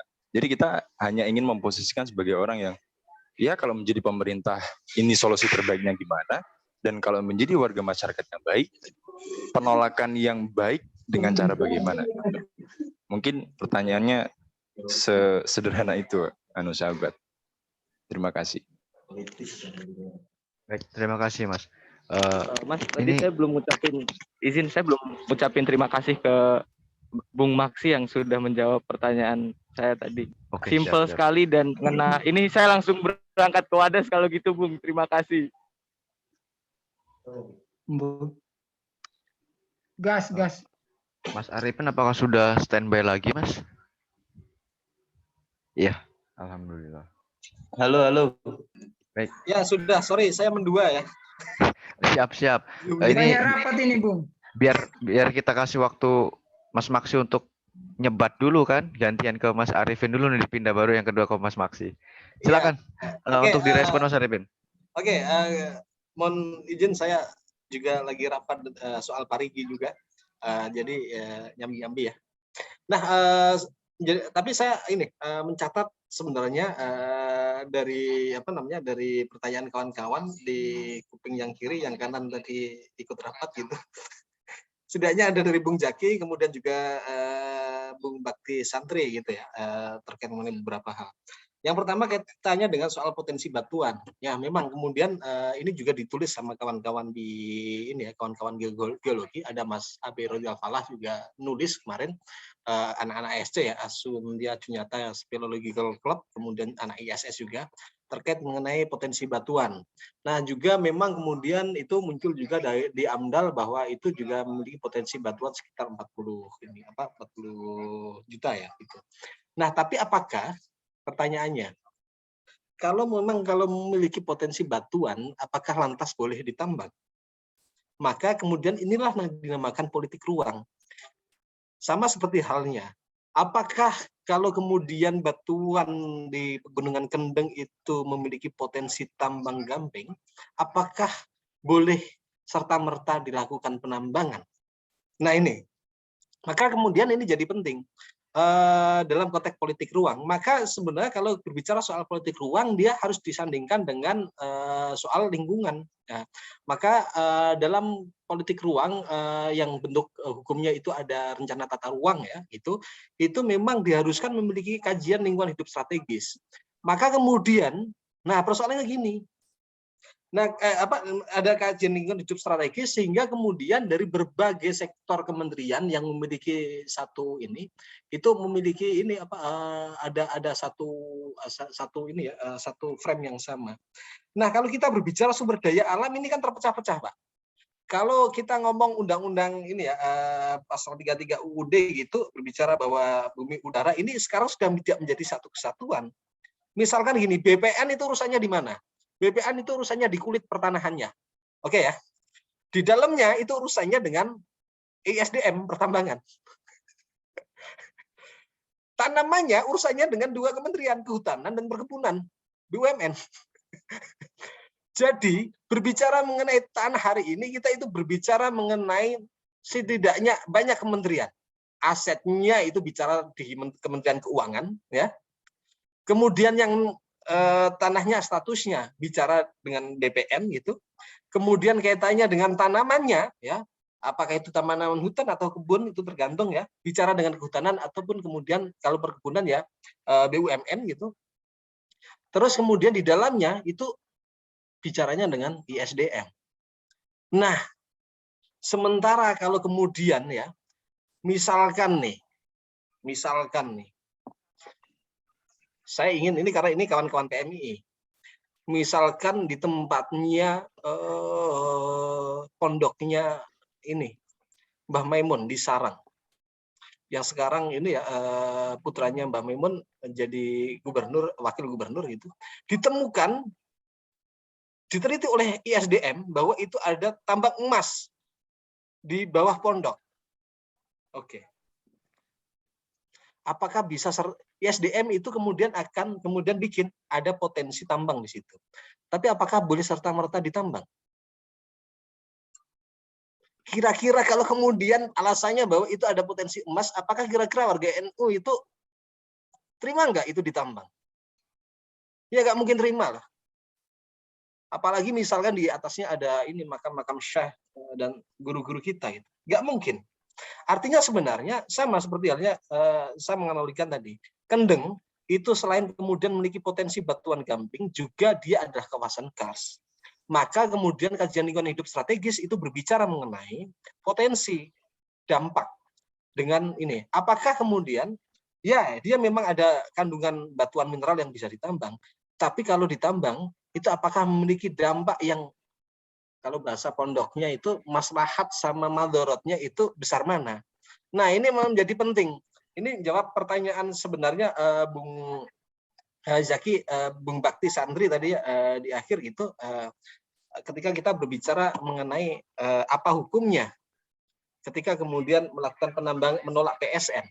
Nah, maka kemudian ini kawan-kawan seharusnya sudah apalagi anak-anak PMI saya yakin sudah pernah mengikuti Basul Masail ataupun musyawarah di pesantren-pesantren ya, yang itu berbicara kaitannya dengan bagaimana ketika maslahat dan madorot itu lebih besar madorotnya. Nah, ini menjadi penting. Nah, kalau kemudian ini dilihat lagi, sebenarnya bendungan bener itu untuk siapa? Memang benar, itu sebagian untuk pertanian. Tapi kalau dicek, sebagian besar itu untuk dia keberadaan benar sebagai PSN ya, itu posisinya, statusnya itu sebagai penunjang kawasan pariwisata. yang ini masuk dalam skema 10 Bali baru. Maka kemudian ada skema 10 baru super prioritas. Ada 4. Salah satunya soal kawasan Borobudur. Selain kemudian Danau Toba. Oke ya. Nah, maka kemudian karena ada 10 Bali baru, maka penting untuk kemudian ada infrastruktur yang dibangun. Maka ada jalan tol Jogja. Dan butuh ada namanya bandara. Bandara butuh air dan sebagainya sebagai bagian dari infrastruktur, maka kemudian bendungan bener ini akan menyuplai bandaranya. Artinya sebenarnya ya, keberadaan bandara jangan GR dulu, Pak. Ini untuk rakyat. Ini bukan untuk kita, Pak. Ini untuk oligarki mereka juga, bukan untuk kita. Ataupun bukan untuk teman-teman kita gitu, kalau bahasanya ini cinta kepada raga. Tapi untuk mereka-mereka. Nah, artinya sebenarnya kalau kita bicara lebih detail lagi, memang saya sepakat kita berdiskusi tidak sepotong-potong, kalau bisa yang dalam. Kita budgetin kaitannya dengan kesejahteraan itu satu. Kita ngomong lagi, oke, ini kan kalau ada tambang, kalau ada kalau ada bendungan itu kan nanti akan menghasilkan PAD, Pak. Pendapatan asli daerah. Yang dari PAD itu yang kemudian akan satu ya tenaga dikembalikan untuk kepentingan ini masyarakat buat jalan dan sebagainya. Nah, maka kemudian berarti pemerintah lagi ngejak ngomong nih soal kaitannya dengan valuasi ekonomi. Kalau gini, kita hitung. Masyarakat tadi sudah menghitung dan sudah disampaikan oleh Bu Maksi tadi. Kalau itu tetap jadi hutan, tetap ditanemin durian, berapa yang didapatkan masyarakat, berapa yang didapatkan pemerintah, dan berapa yang didapatkan perusahaan. Oke ya, berapa yang didapatkan masyarakat gitu. Kalau itu jadi tambang, berapa yang didapatkan pemerintah, berapa yang didapatkan perusahaan. Oke. Kalau kemudian terjadi kerusakan, ya, berapa yang harus ditanggung negara, pemerintah, berapa yang harus ditanggung perusahaan, berapa yang harus ditanggung pemerintah. Kita harus hitung tuh. Kemudian muncul di 2019 dari satu kajian sederhana gitu dari beberapa beberapa jenis tanaman itu keluar 8,5 miliar per tahun yang didapatkan warga.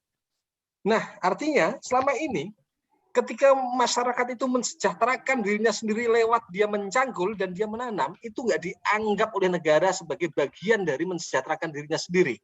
Oke, yang dianggap oleh negara itu adalah ketika hitung-hitungan itu masuk dalam akuntansi pemerintah, ada pajak sekian persen masuk, kemudian dikembalikan pada masyarakat.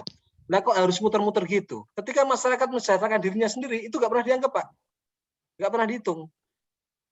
Karena yang dihitung itu adalah ketika kemudian ada usaha tertentu, kemudian masuk pajak, ya, yang kemudian masuk pembukuan pemerintah dan kemudian dikeluarkan lagi.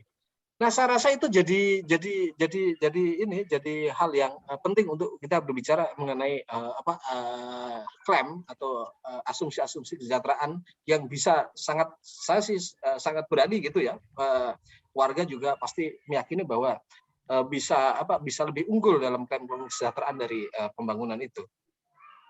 Nah, dan juga tadi dari Bung Jaki ya, ini juga kaitannya dengan soal dukungan ulama, saya rasa juga penting. Saya teringat pertama kali kemudian ketika saya diminta kawan-kawan Rembang ke Rembang ya, untuk soal semen Rembang. Hanya 5-6 orang yang melakukan penolakan. Kemudian saya mencoba masuk untuk datang kemudian ke yasinan warga. Setelah yasinan berbicara soal hukum lingkungan, berbicara soal AMDAL. Apakah mereka paham? Nggak ada yang paham, Pak.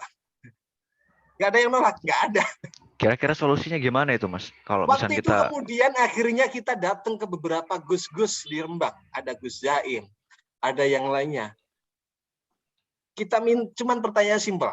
Gus, kalau tambang sama ini kalau pertambangan itu lebih besar madaratnya daripada maslahatnya, itu secara hukum gimana, Gus? Secara fikih menurut jenengan? Direkam. Nah, dari beberapa pernyataan tokoh-tokoh agama itu yang kemudian disetel di kampung. Apa yang kemudian terjadi? Waktu itu saya ingat, Gus Zaim nolak ya ternyata. Berarti kita harus nolak. harus nolak. Nah, Oke, ya, ini ya. berkaitan sebenarnya dengan maka kemudian kalau kita berbicara dalam konteks keorganisasian, maka perlu dihitung kalau sepanjang pantura itu kan memang hijau ya gitu. Kesadarannya itu masih juga dipengaruhi oleh kawan-kawan para ulama, para kiai gitu dan para masyayikh gitu. Nah, kalau kemudian sebenarnya kalau kita bicara soal pengetahuan, pengorganisasian dan sebagainya, seperti halnya kita, yang penting itu adalah penerimaan terlebih dahulu. Ketika ada pernyataan bahwa Gus Zaim nolak, berarti kita harus nolak. Oh, berarti kemudian dia mulai mau untuk belajar soal hukum lingkungan. Dia mau belajar soal AMDAL. Dia mau belajar soal proses-proses partisipasi dalam AMDAL itu seperti apa proses-prosesnya. Dia mau belajar soal gua. Dia mau belajar soal dan sebagainya. Nah, saya rasa ini jadi penting bahkan di kita sendiri. Nah, hari ini saya rasa pasca konflik biasa sependek pengalaman saya gitu, yang terjadi adalah pasca konflik akan muncul narasi satu orang asli dan orang luar. Yang kedua, pasca konflik juga akan muncul ya dukungan ulama, klaim-klaim gitu. Tidak hanya kita, Pak. Yang lain-lain juga pasti akan pakai ulama juga. Saya ingat benar misalkan bagaimana kemudian Mbah Mun pada waktu itu juga perusahaan masuk, warga juga masuk gitu ya. Tapi kita juga harus mendudukkan beberapa tokoh ini mungkin tidak bisa kemudian diharapkan untuk muncul berstatement secara langsung nolak. Misalnya kayak Gus Mus secara ini mendukung warga. Tapi bagaimanapun juga dia harus menyampaikan, beliau juga harus menyadari bahwa yang pro juga orang-orang Nahdliyin. Sehingga kemudian bukti kemudian dukungannya beliau langsung datang menemui ibu-ibu di tenda-tenda perjuangan, kemudian ikut mendoakan dan sebagainya. Nah, tapi tentu saja ada beberapa kawan-kawan kiai-kiai yang secara sangat memungkinkan untuk muncul di ruang-ruang publik untuk memberikan statement. Dan rasa-rasa ini menjadi penting ketika kemudian berbicara misalkan ya konflik wadas dari pandangan fikih, dari pandangan yang lain itu menjadi penting. Saya ingat benar ketika saya mencoba untuk buka berkas-berkas lama di tahun 98, di tahun 99 gitu ya, berkas-berkas lama di LBH Semarang waktu itu, yang muncul itu apa? Berita-berita terkait mengenai warga melakukan penjarahan lahan. Ketika warga melakukan reclaiming, kita menggunakan kata reclaiming untuk kemudian menjadikan konstitusional karena mengklaim barang milik kita kembali. Oke ya? Karena mengambil barang milik kita kembali itu bukan penjarahan, bukan kejahatan, dan secara fikih dibenarkan. Tapi kemudian narasi yang menjadi pembanding reclaim itu adalah narasi penjarahan. Yang menariknya di clipping-clipping yang saya temukan di LBH Semarang waktu itu ada spanduk-spanduk yang terdokumentasikan bahwa penjarahan itu adalah Islam tidak membenarkan penjarahan berdasarkan ayat apa gitu. Itu di spanduk-spanduk itu ini.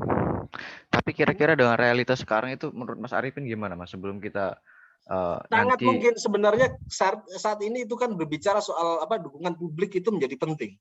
Nah, dukungan publik itu berbicara soal kesadaran. Harus kita ketahui bahwa kemudian alat-alat penyadaran itu tidak hanya dalam konteks ketika kita berbicara dalam konteks menggunakan data, hukum dan sebagainya. Ada yang kemudian syarat orang itu menjadi sadar itu adalah penerimaan, ya. Oke. Jadi percaya itu kan iman dulu itu ada penerimaan terlebih dahulu. Nah, maka kemudian ada yang kemudian masyarakat sebagian besar saya rasa ya proses-proses penerimaannya itu dengan menggunakan dalil-dalil agama dan ayat-ayat agama.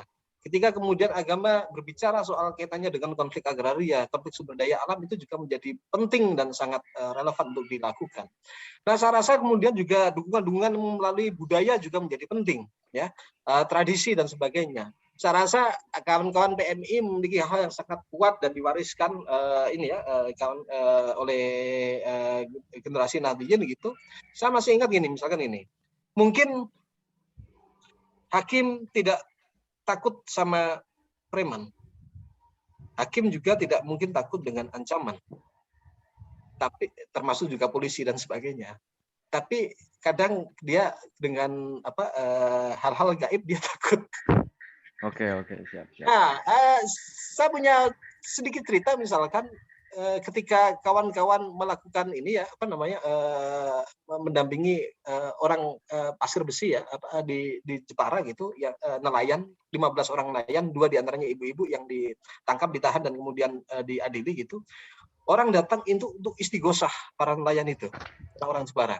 Nah, istighosah itu kemudian akan beda nuansinya ketika kemudian hakim melihat, dengar kawan-kawan beroperasi bahwa ini adalah kapitalisme dan sebagainya, dengan lantunan la ilaha illallah gitu-gitu, berkumandang itu ngerinding, Pak. Ketika kemudian di dalam sidang, di luar itu. Nah, sebenarnya itu hal-hal yang menarik untuk dalam konteks ini ya, secara teknik gitu.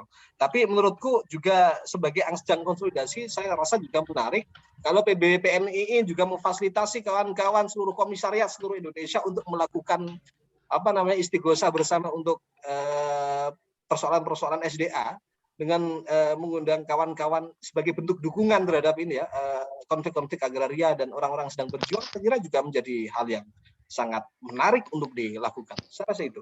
Oke, siap. Makasih Mas Arifin atas clue-nya.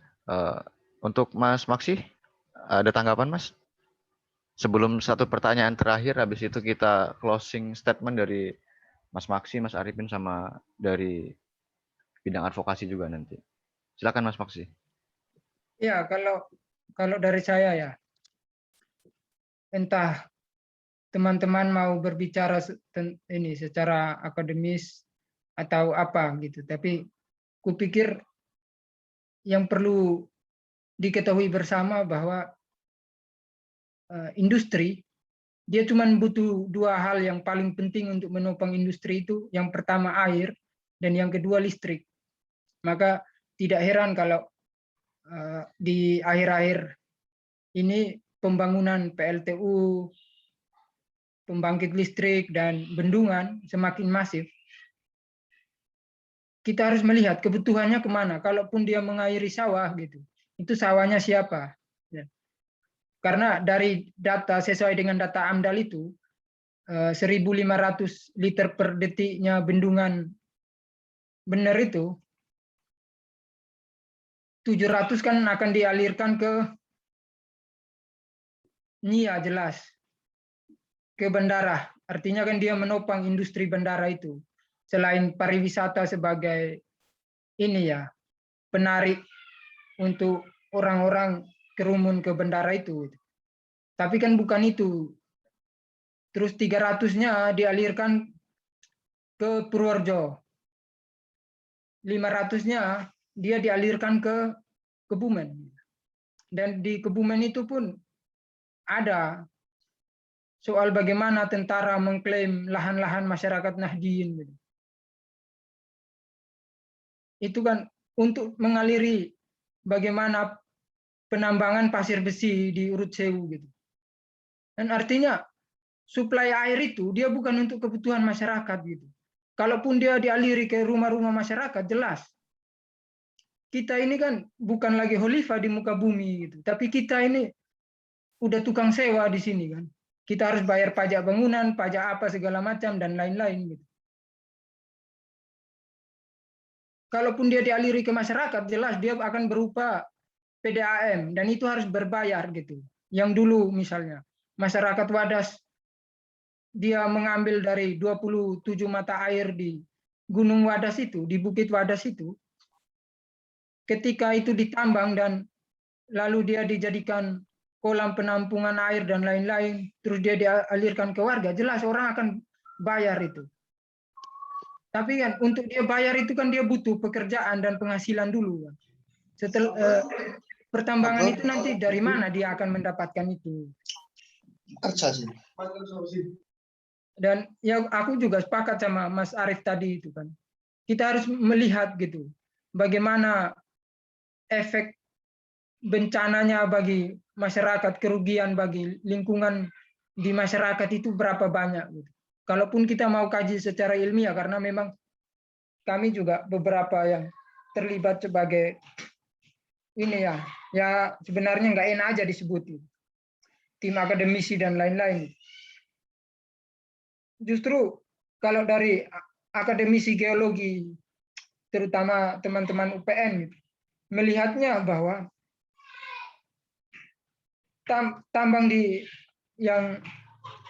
upaya tambang di Wadas ini, Wadas itu kan artinya batu, yang dia satu atau dia akar dari Bukit Menoreh, di mana bukit ini hampir sepanjang Jawa Tengah dan Jogja itu, bukit itu semua. Dia kan bentuknya, kalaupun dia didinamit, dia pasti akan menimbulkan efek-efek seperti gempa-gempa minor di mana-mana kan gitu. Kayak teman-teman membayangkannya kayak meja kaca yang kamu pukul di ujungnya itu, dia retaknya kemana-mana. Gitu. Kan bukan hanya efeknya pada Wadas gitu, tapi efeknya dia bisa melingkupi wilayah lain-lain gitu. Dan itu nggak langsung secepat itu, tapi efeknya akan panjang gitu.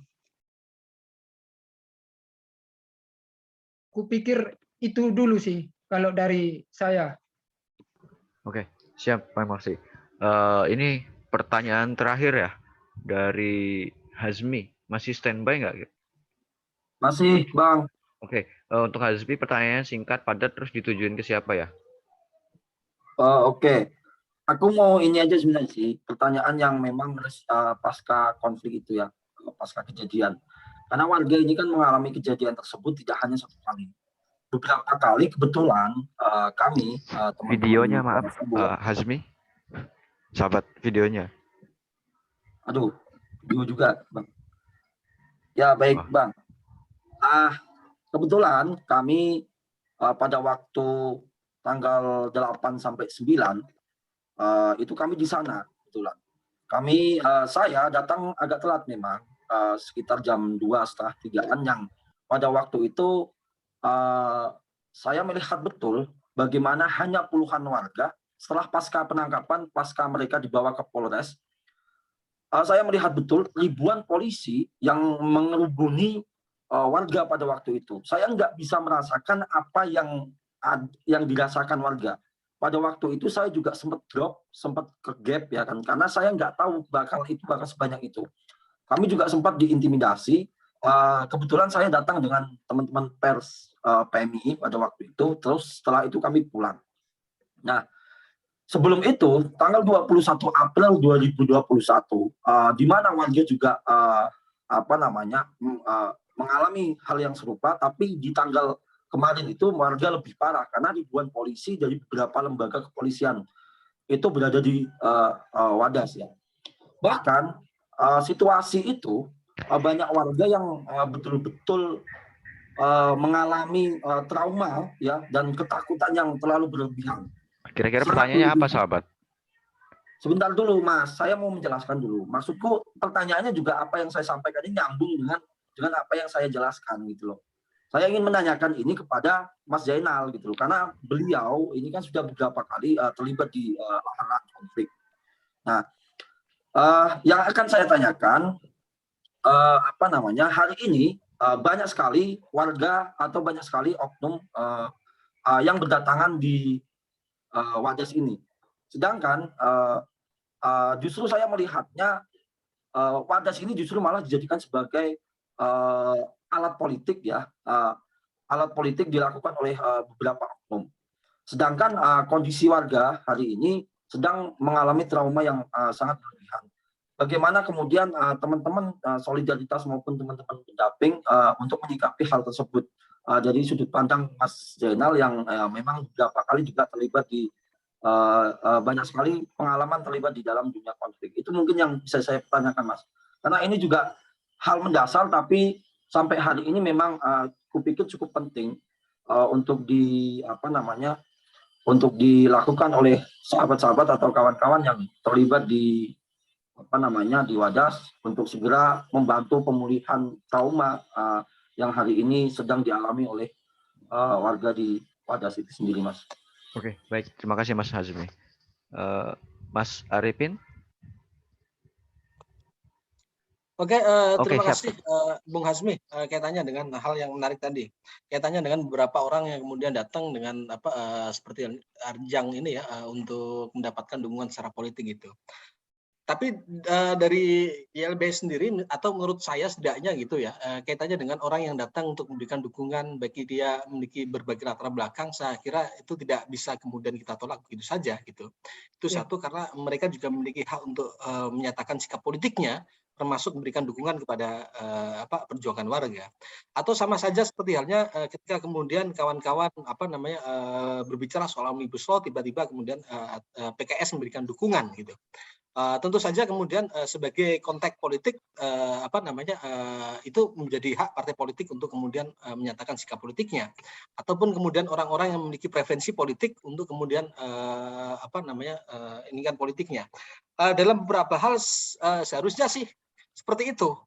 Dalam konteks pendidikan politik misalkan partai harusnya ngomong soal isu-isu kerakyatan.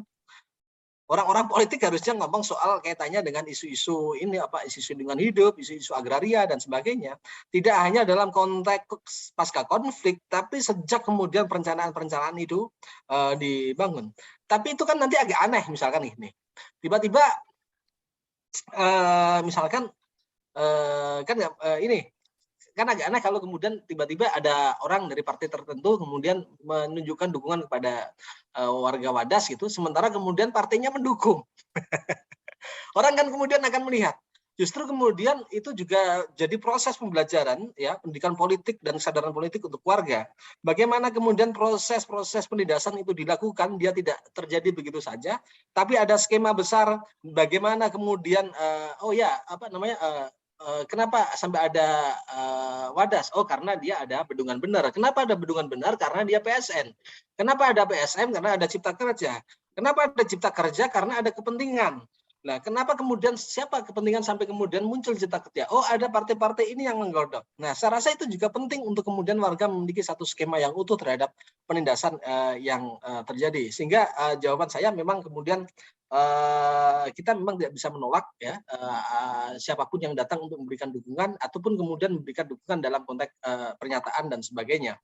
Nah, tadi apalagi itu selain itu tadi, sorry, saya skip.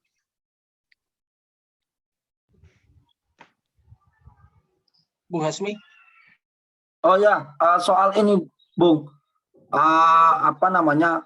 pemulihan mental ya, karena saya lihat di tanggal 21 April saja masyarakat sampai hari ini masih trauma gitu. Ya. Apalagi dengan didatangkan ribuan aparat, bahkan aparat-aparat pemerintah, polisi militer itu yang datang ke ke desa Wadas dan menyisir setiap rumah-rumah warga, Bung.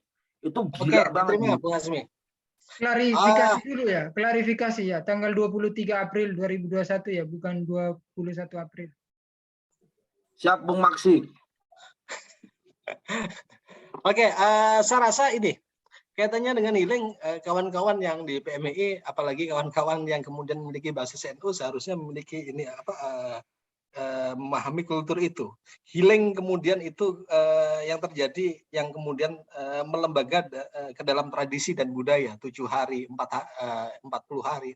Orang selalu datang mendoakan dengan tahlilan gitu ya. Kedatangan orang itu kemudian itu juga untuk membesarkan hati gitu.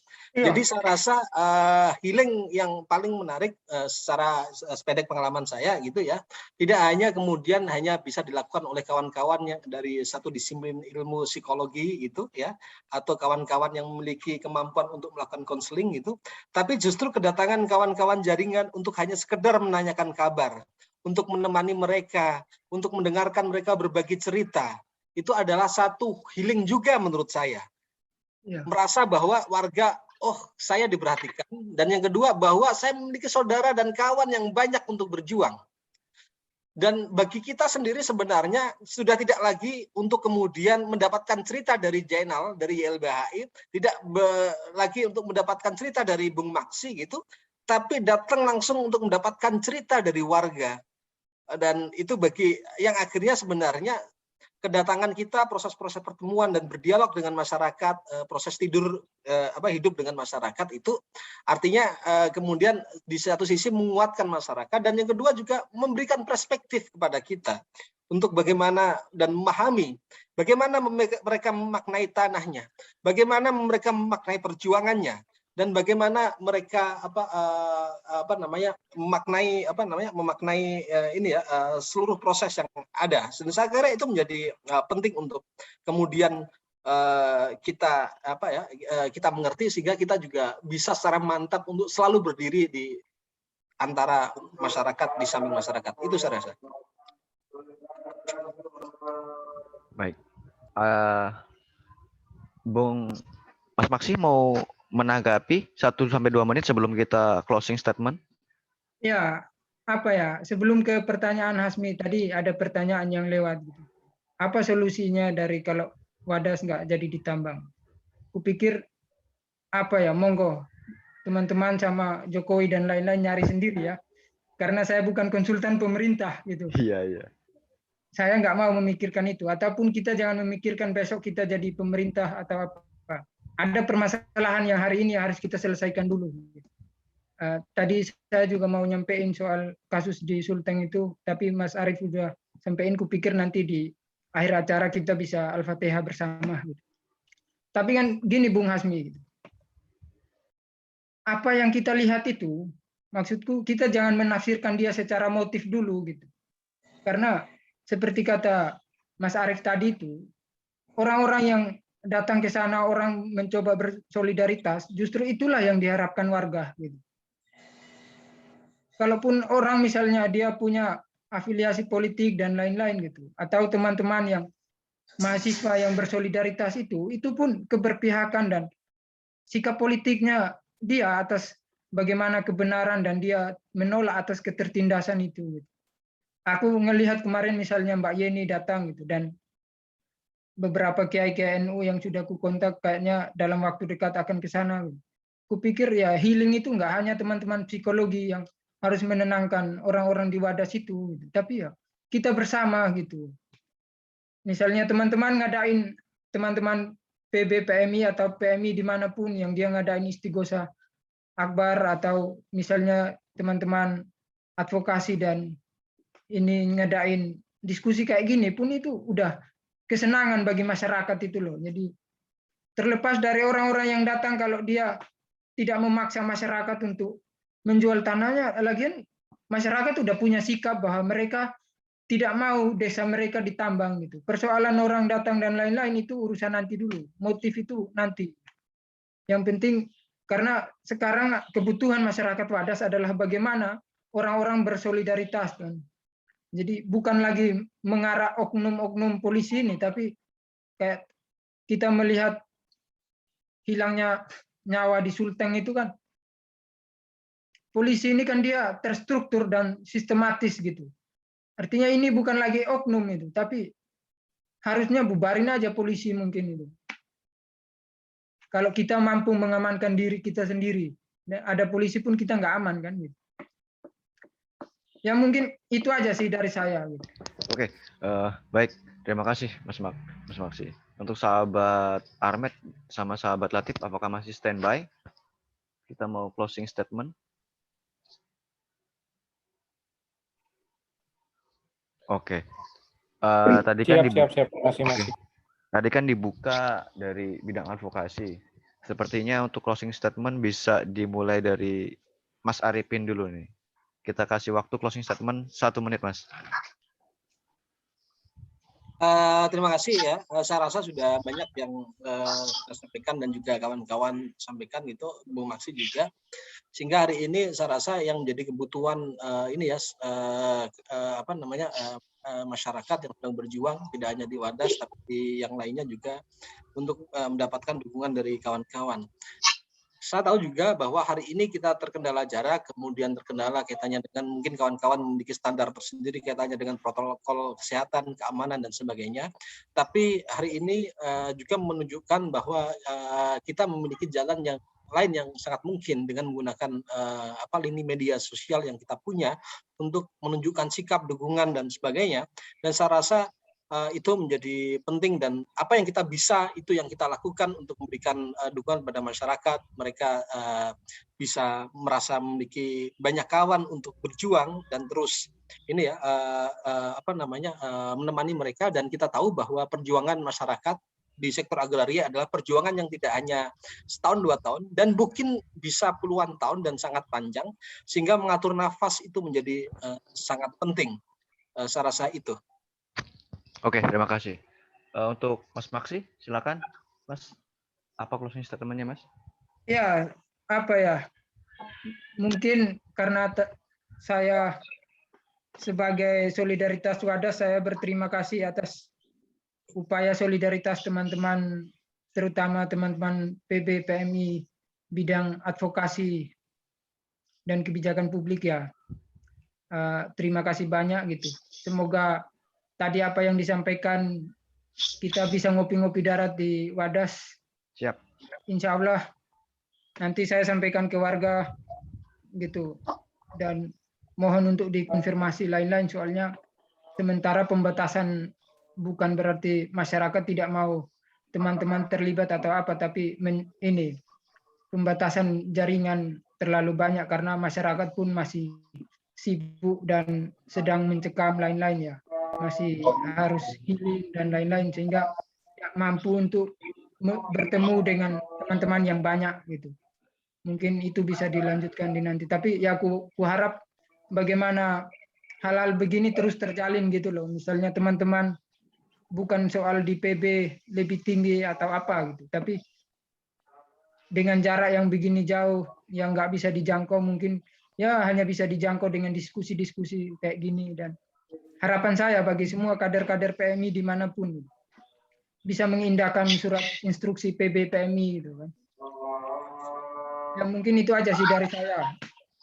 Akhirul kalam wal muwaffiq ila aqwamit thoriq. Wassalamualaikum warahmatullahi wabarakatuh. Waalaikumsalam. Waalaikumsalam warahmatullahi wabarakatuh. Silakan untuk sahabat Latif untuk closing statement. Terima kasih atas waktunya. Terima kasih Mas Zainal Arifin sudah bersedia hadir menemani kita dalam acara diskusi kali ini. Mas Maksi tetap semangat dan terima kasih sudah membawa nama PMI di masyarakat Wadas. Yang jelas kita komitmen bersama warga Wadas dan mohon maaf apabila baru sekarang kita mulai merespon, karena memang beberapa bulan ini saya sering pulang ke Wonosobo, diskusi dengan sahabat-sahabat yang mengadvokasikan di Wadas, kita masih melihat potensi-potensi kepentingan yang ada di daerah. Yang kedua adalah saya berharap sahabat-sahabat semua mengindahkan himbauan dari kita untuk mengadakan aksi doa bersama dan refleksi untuk solidaritas masyarakat Wadas, beserta meramaikan hashtag PMI bersama Wadas besok jam 9 sampai jam 3 sore. Insya Allah dalam waktu dekat kita akan turun ke Wadas untuk menggali informasi, dan kita ingin merasakan secara langsung bagaimana masyarakat Wadas ini diintimidasi oleh pemerintah maupun dari aparat. Mungkin dari saya sekian. Insya Allah kita tetap bersama Wadas, dan alhamdulillah pasca kita memberikan surat himbauan, saya sudah diteror banyak orang, baik dari Instagram maupun dari akun-akun yang lain. Ya, kita tetap semangat untuk mengamal warga Wadas. Terima kasih. Assalamualaikum warahmatullahi wabarakatuh. Waalaikumsalam warahmatullahi wabarakatuh. Baik, sebelum kami tutup, untuk sahabat-sahabat para peserta diskusi siang hari ini, kira-kira bisa minta waktunya sebentar nggak untuk mengaktifkan videonya masing-masing untuk kita ambil foto bersama-sama.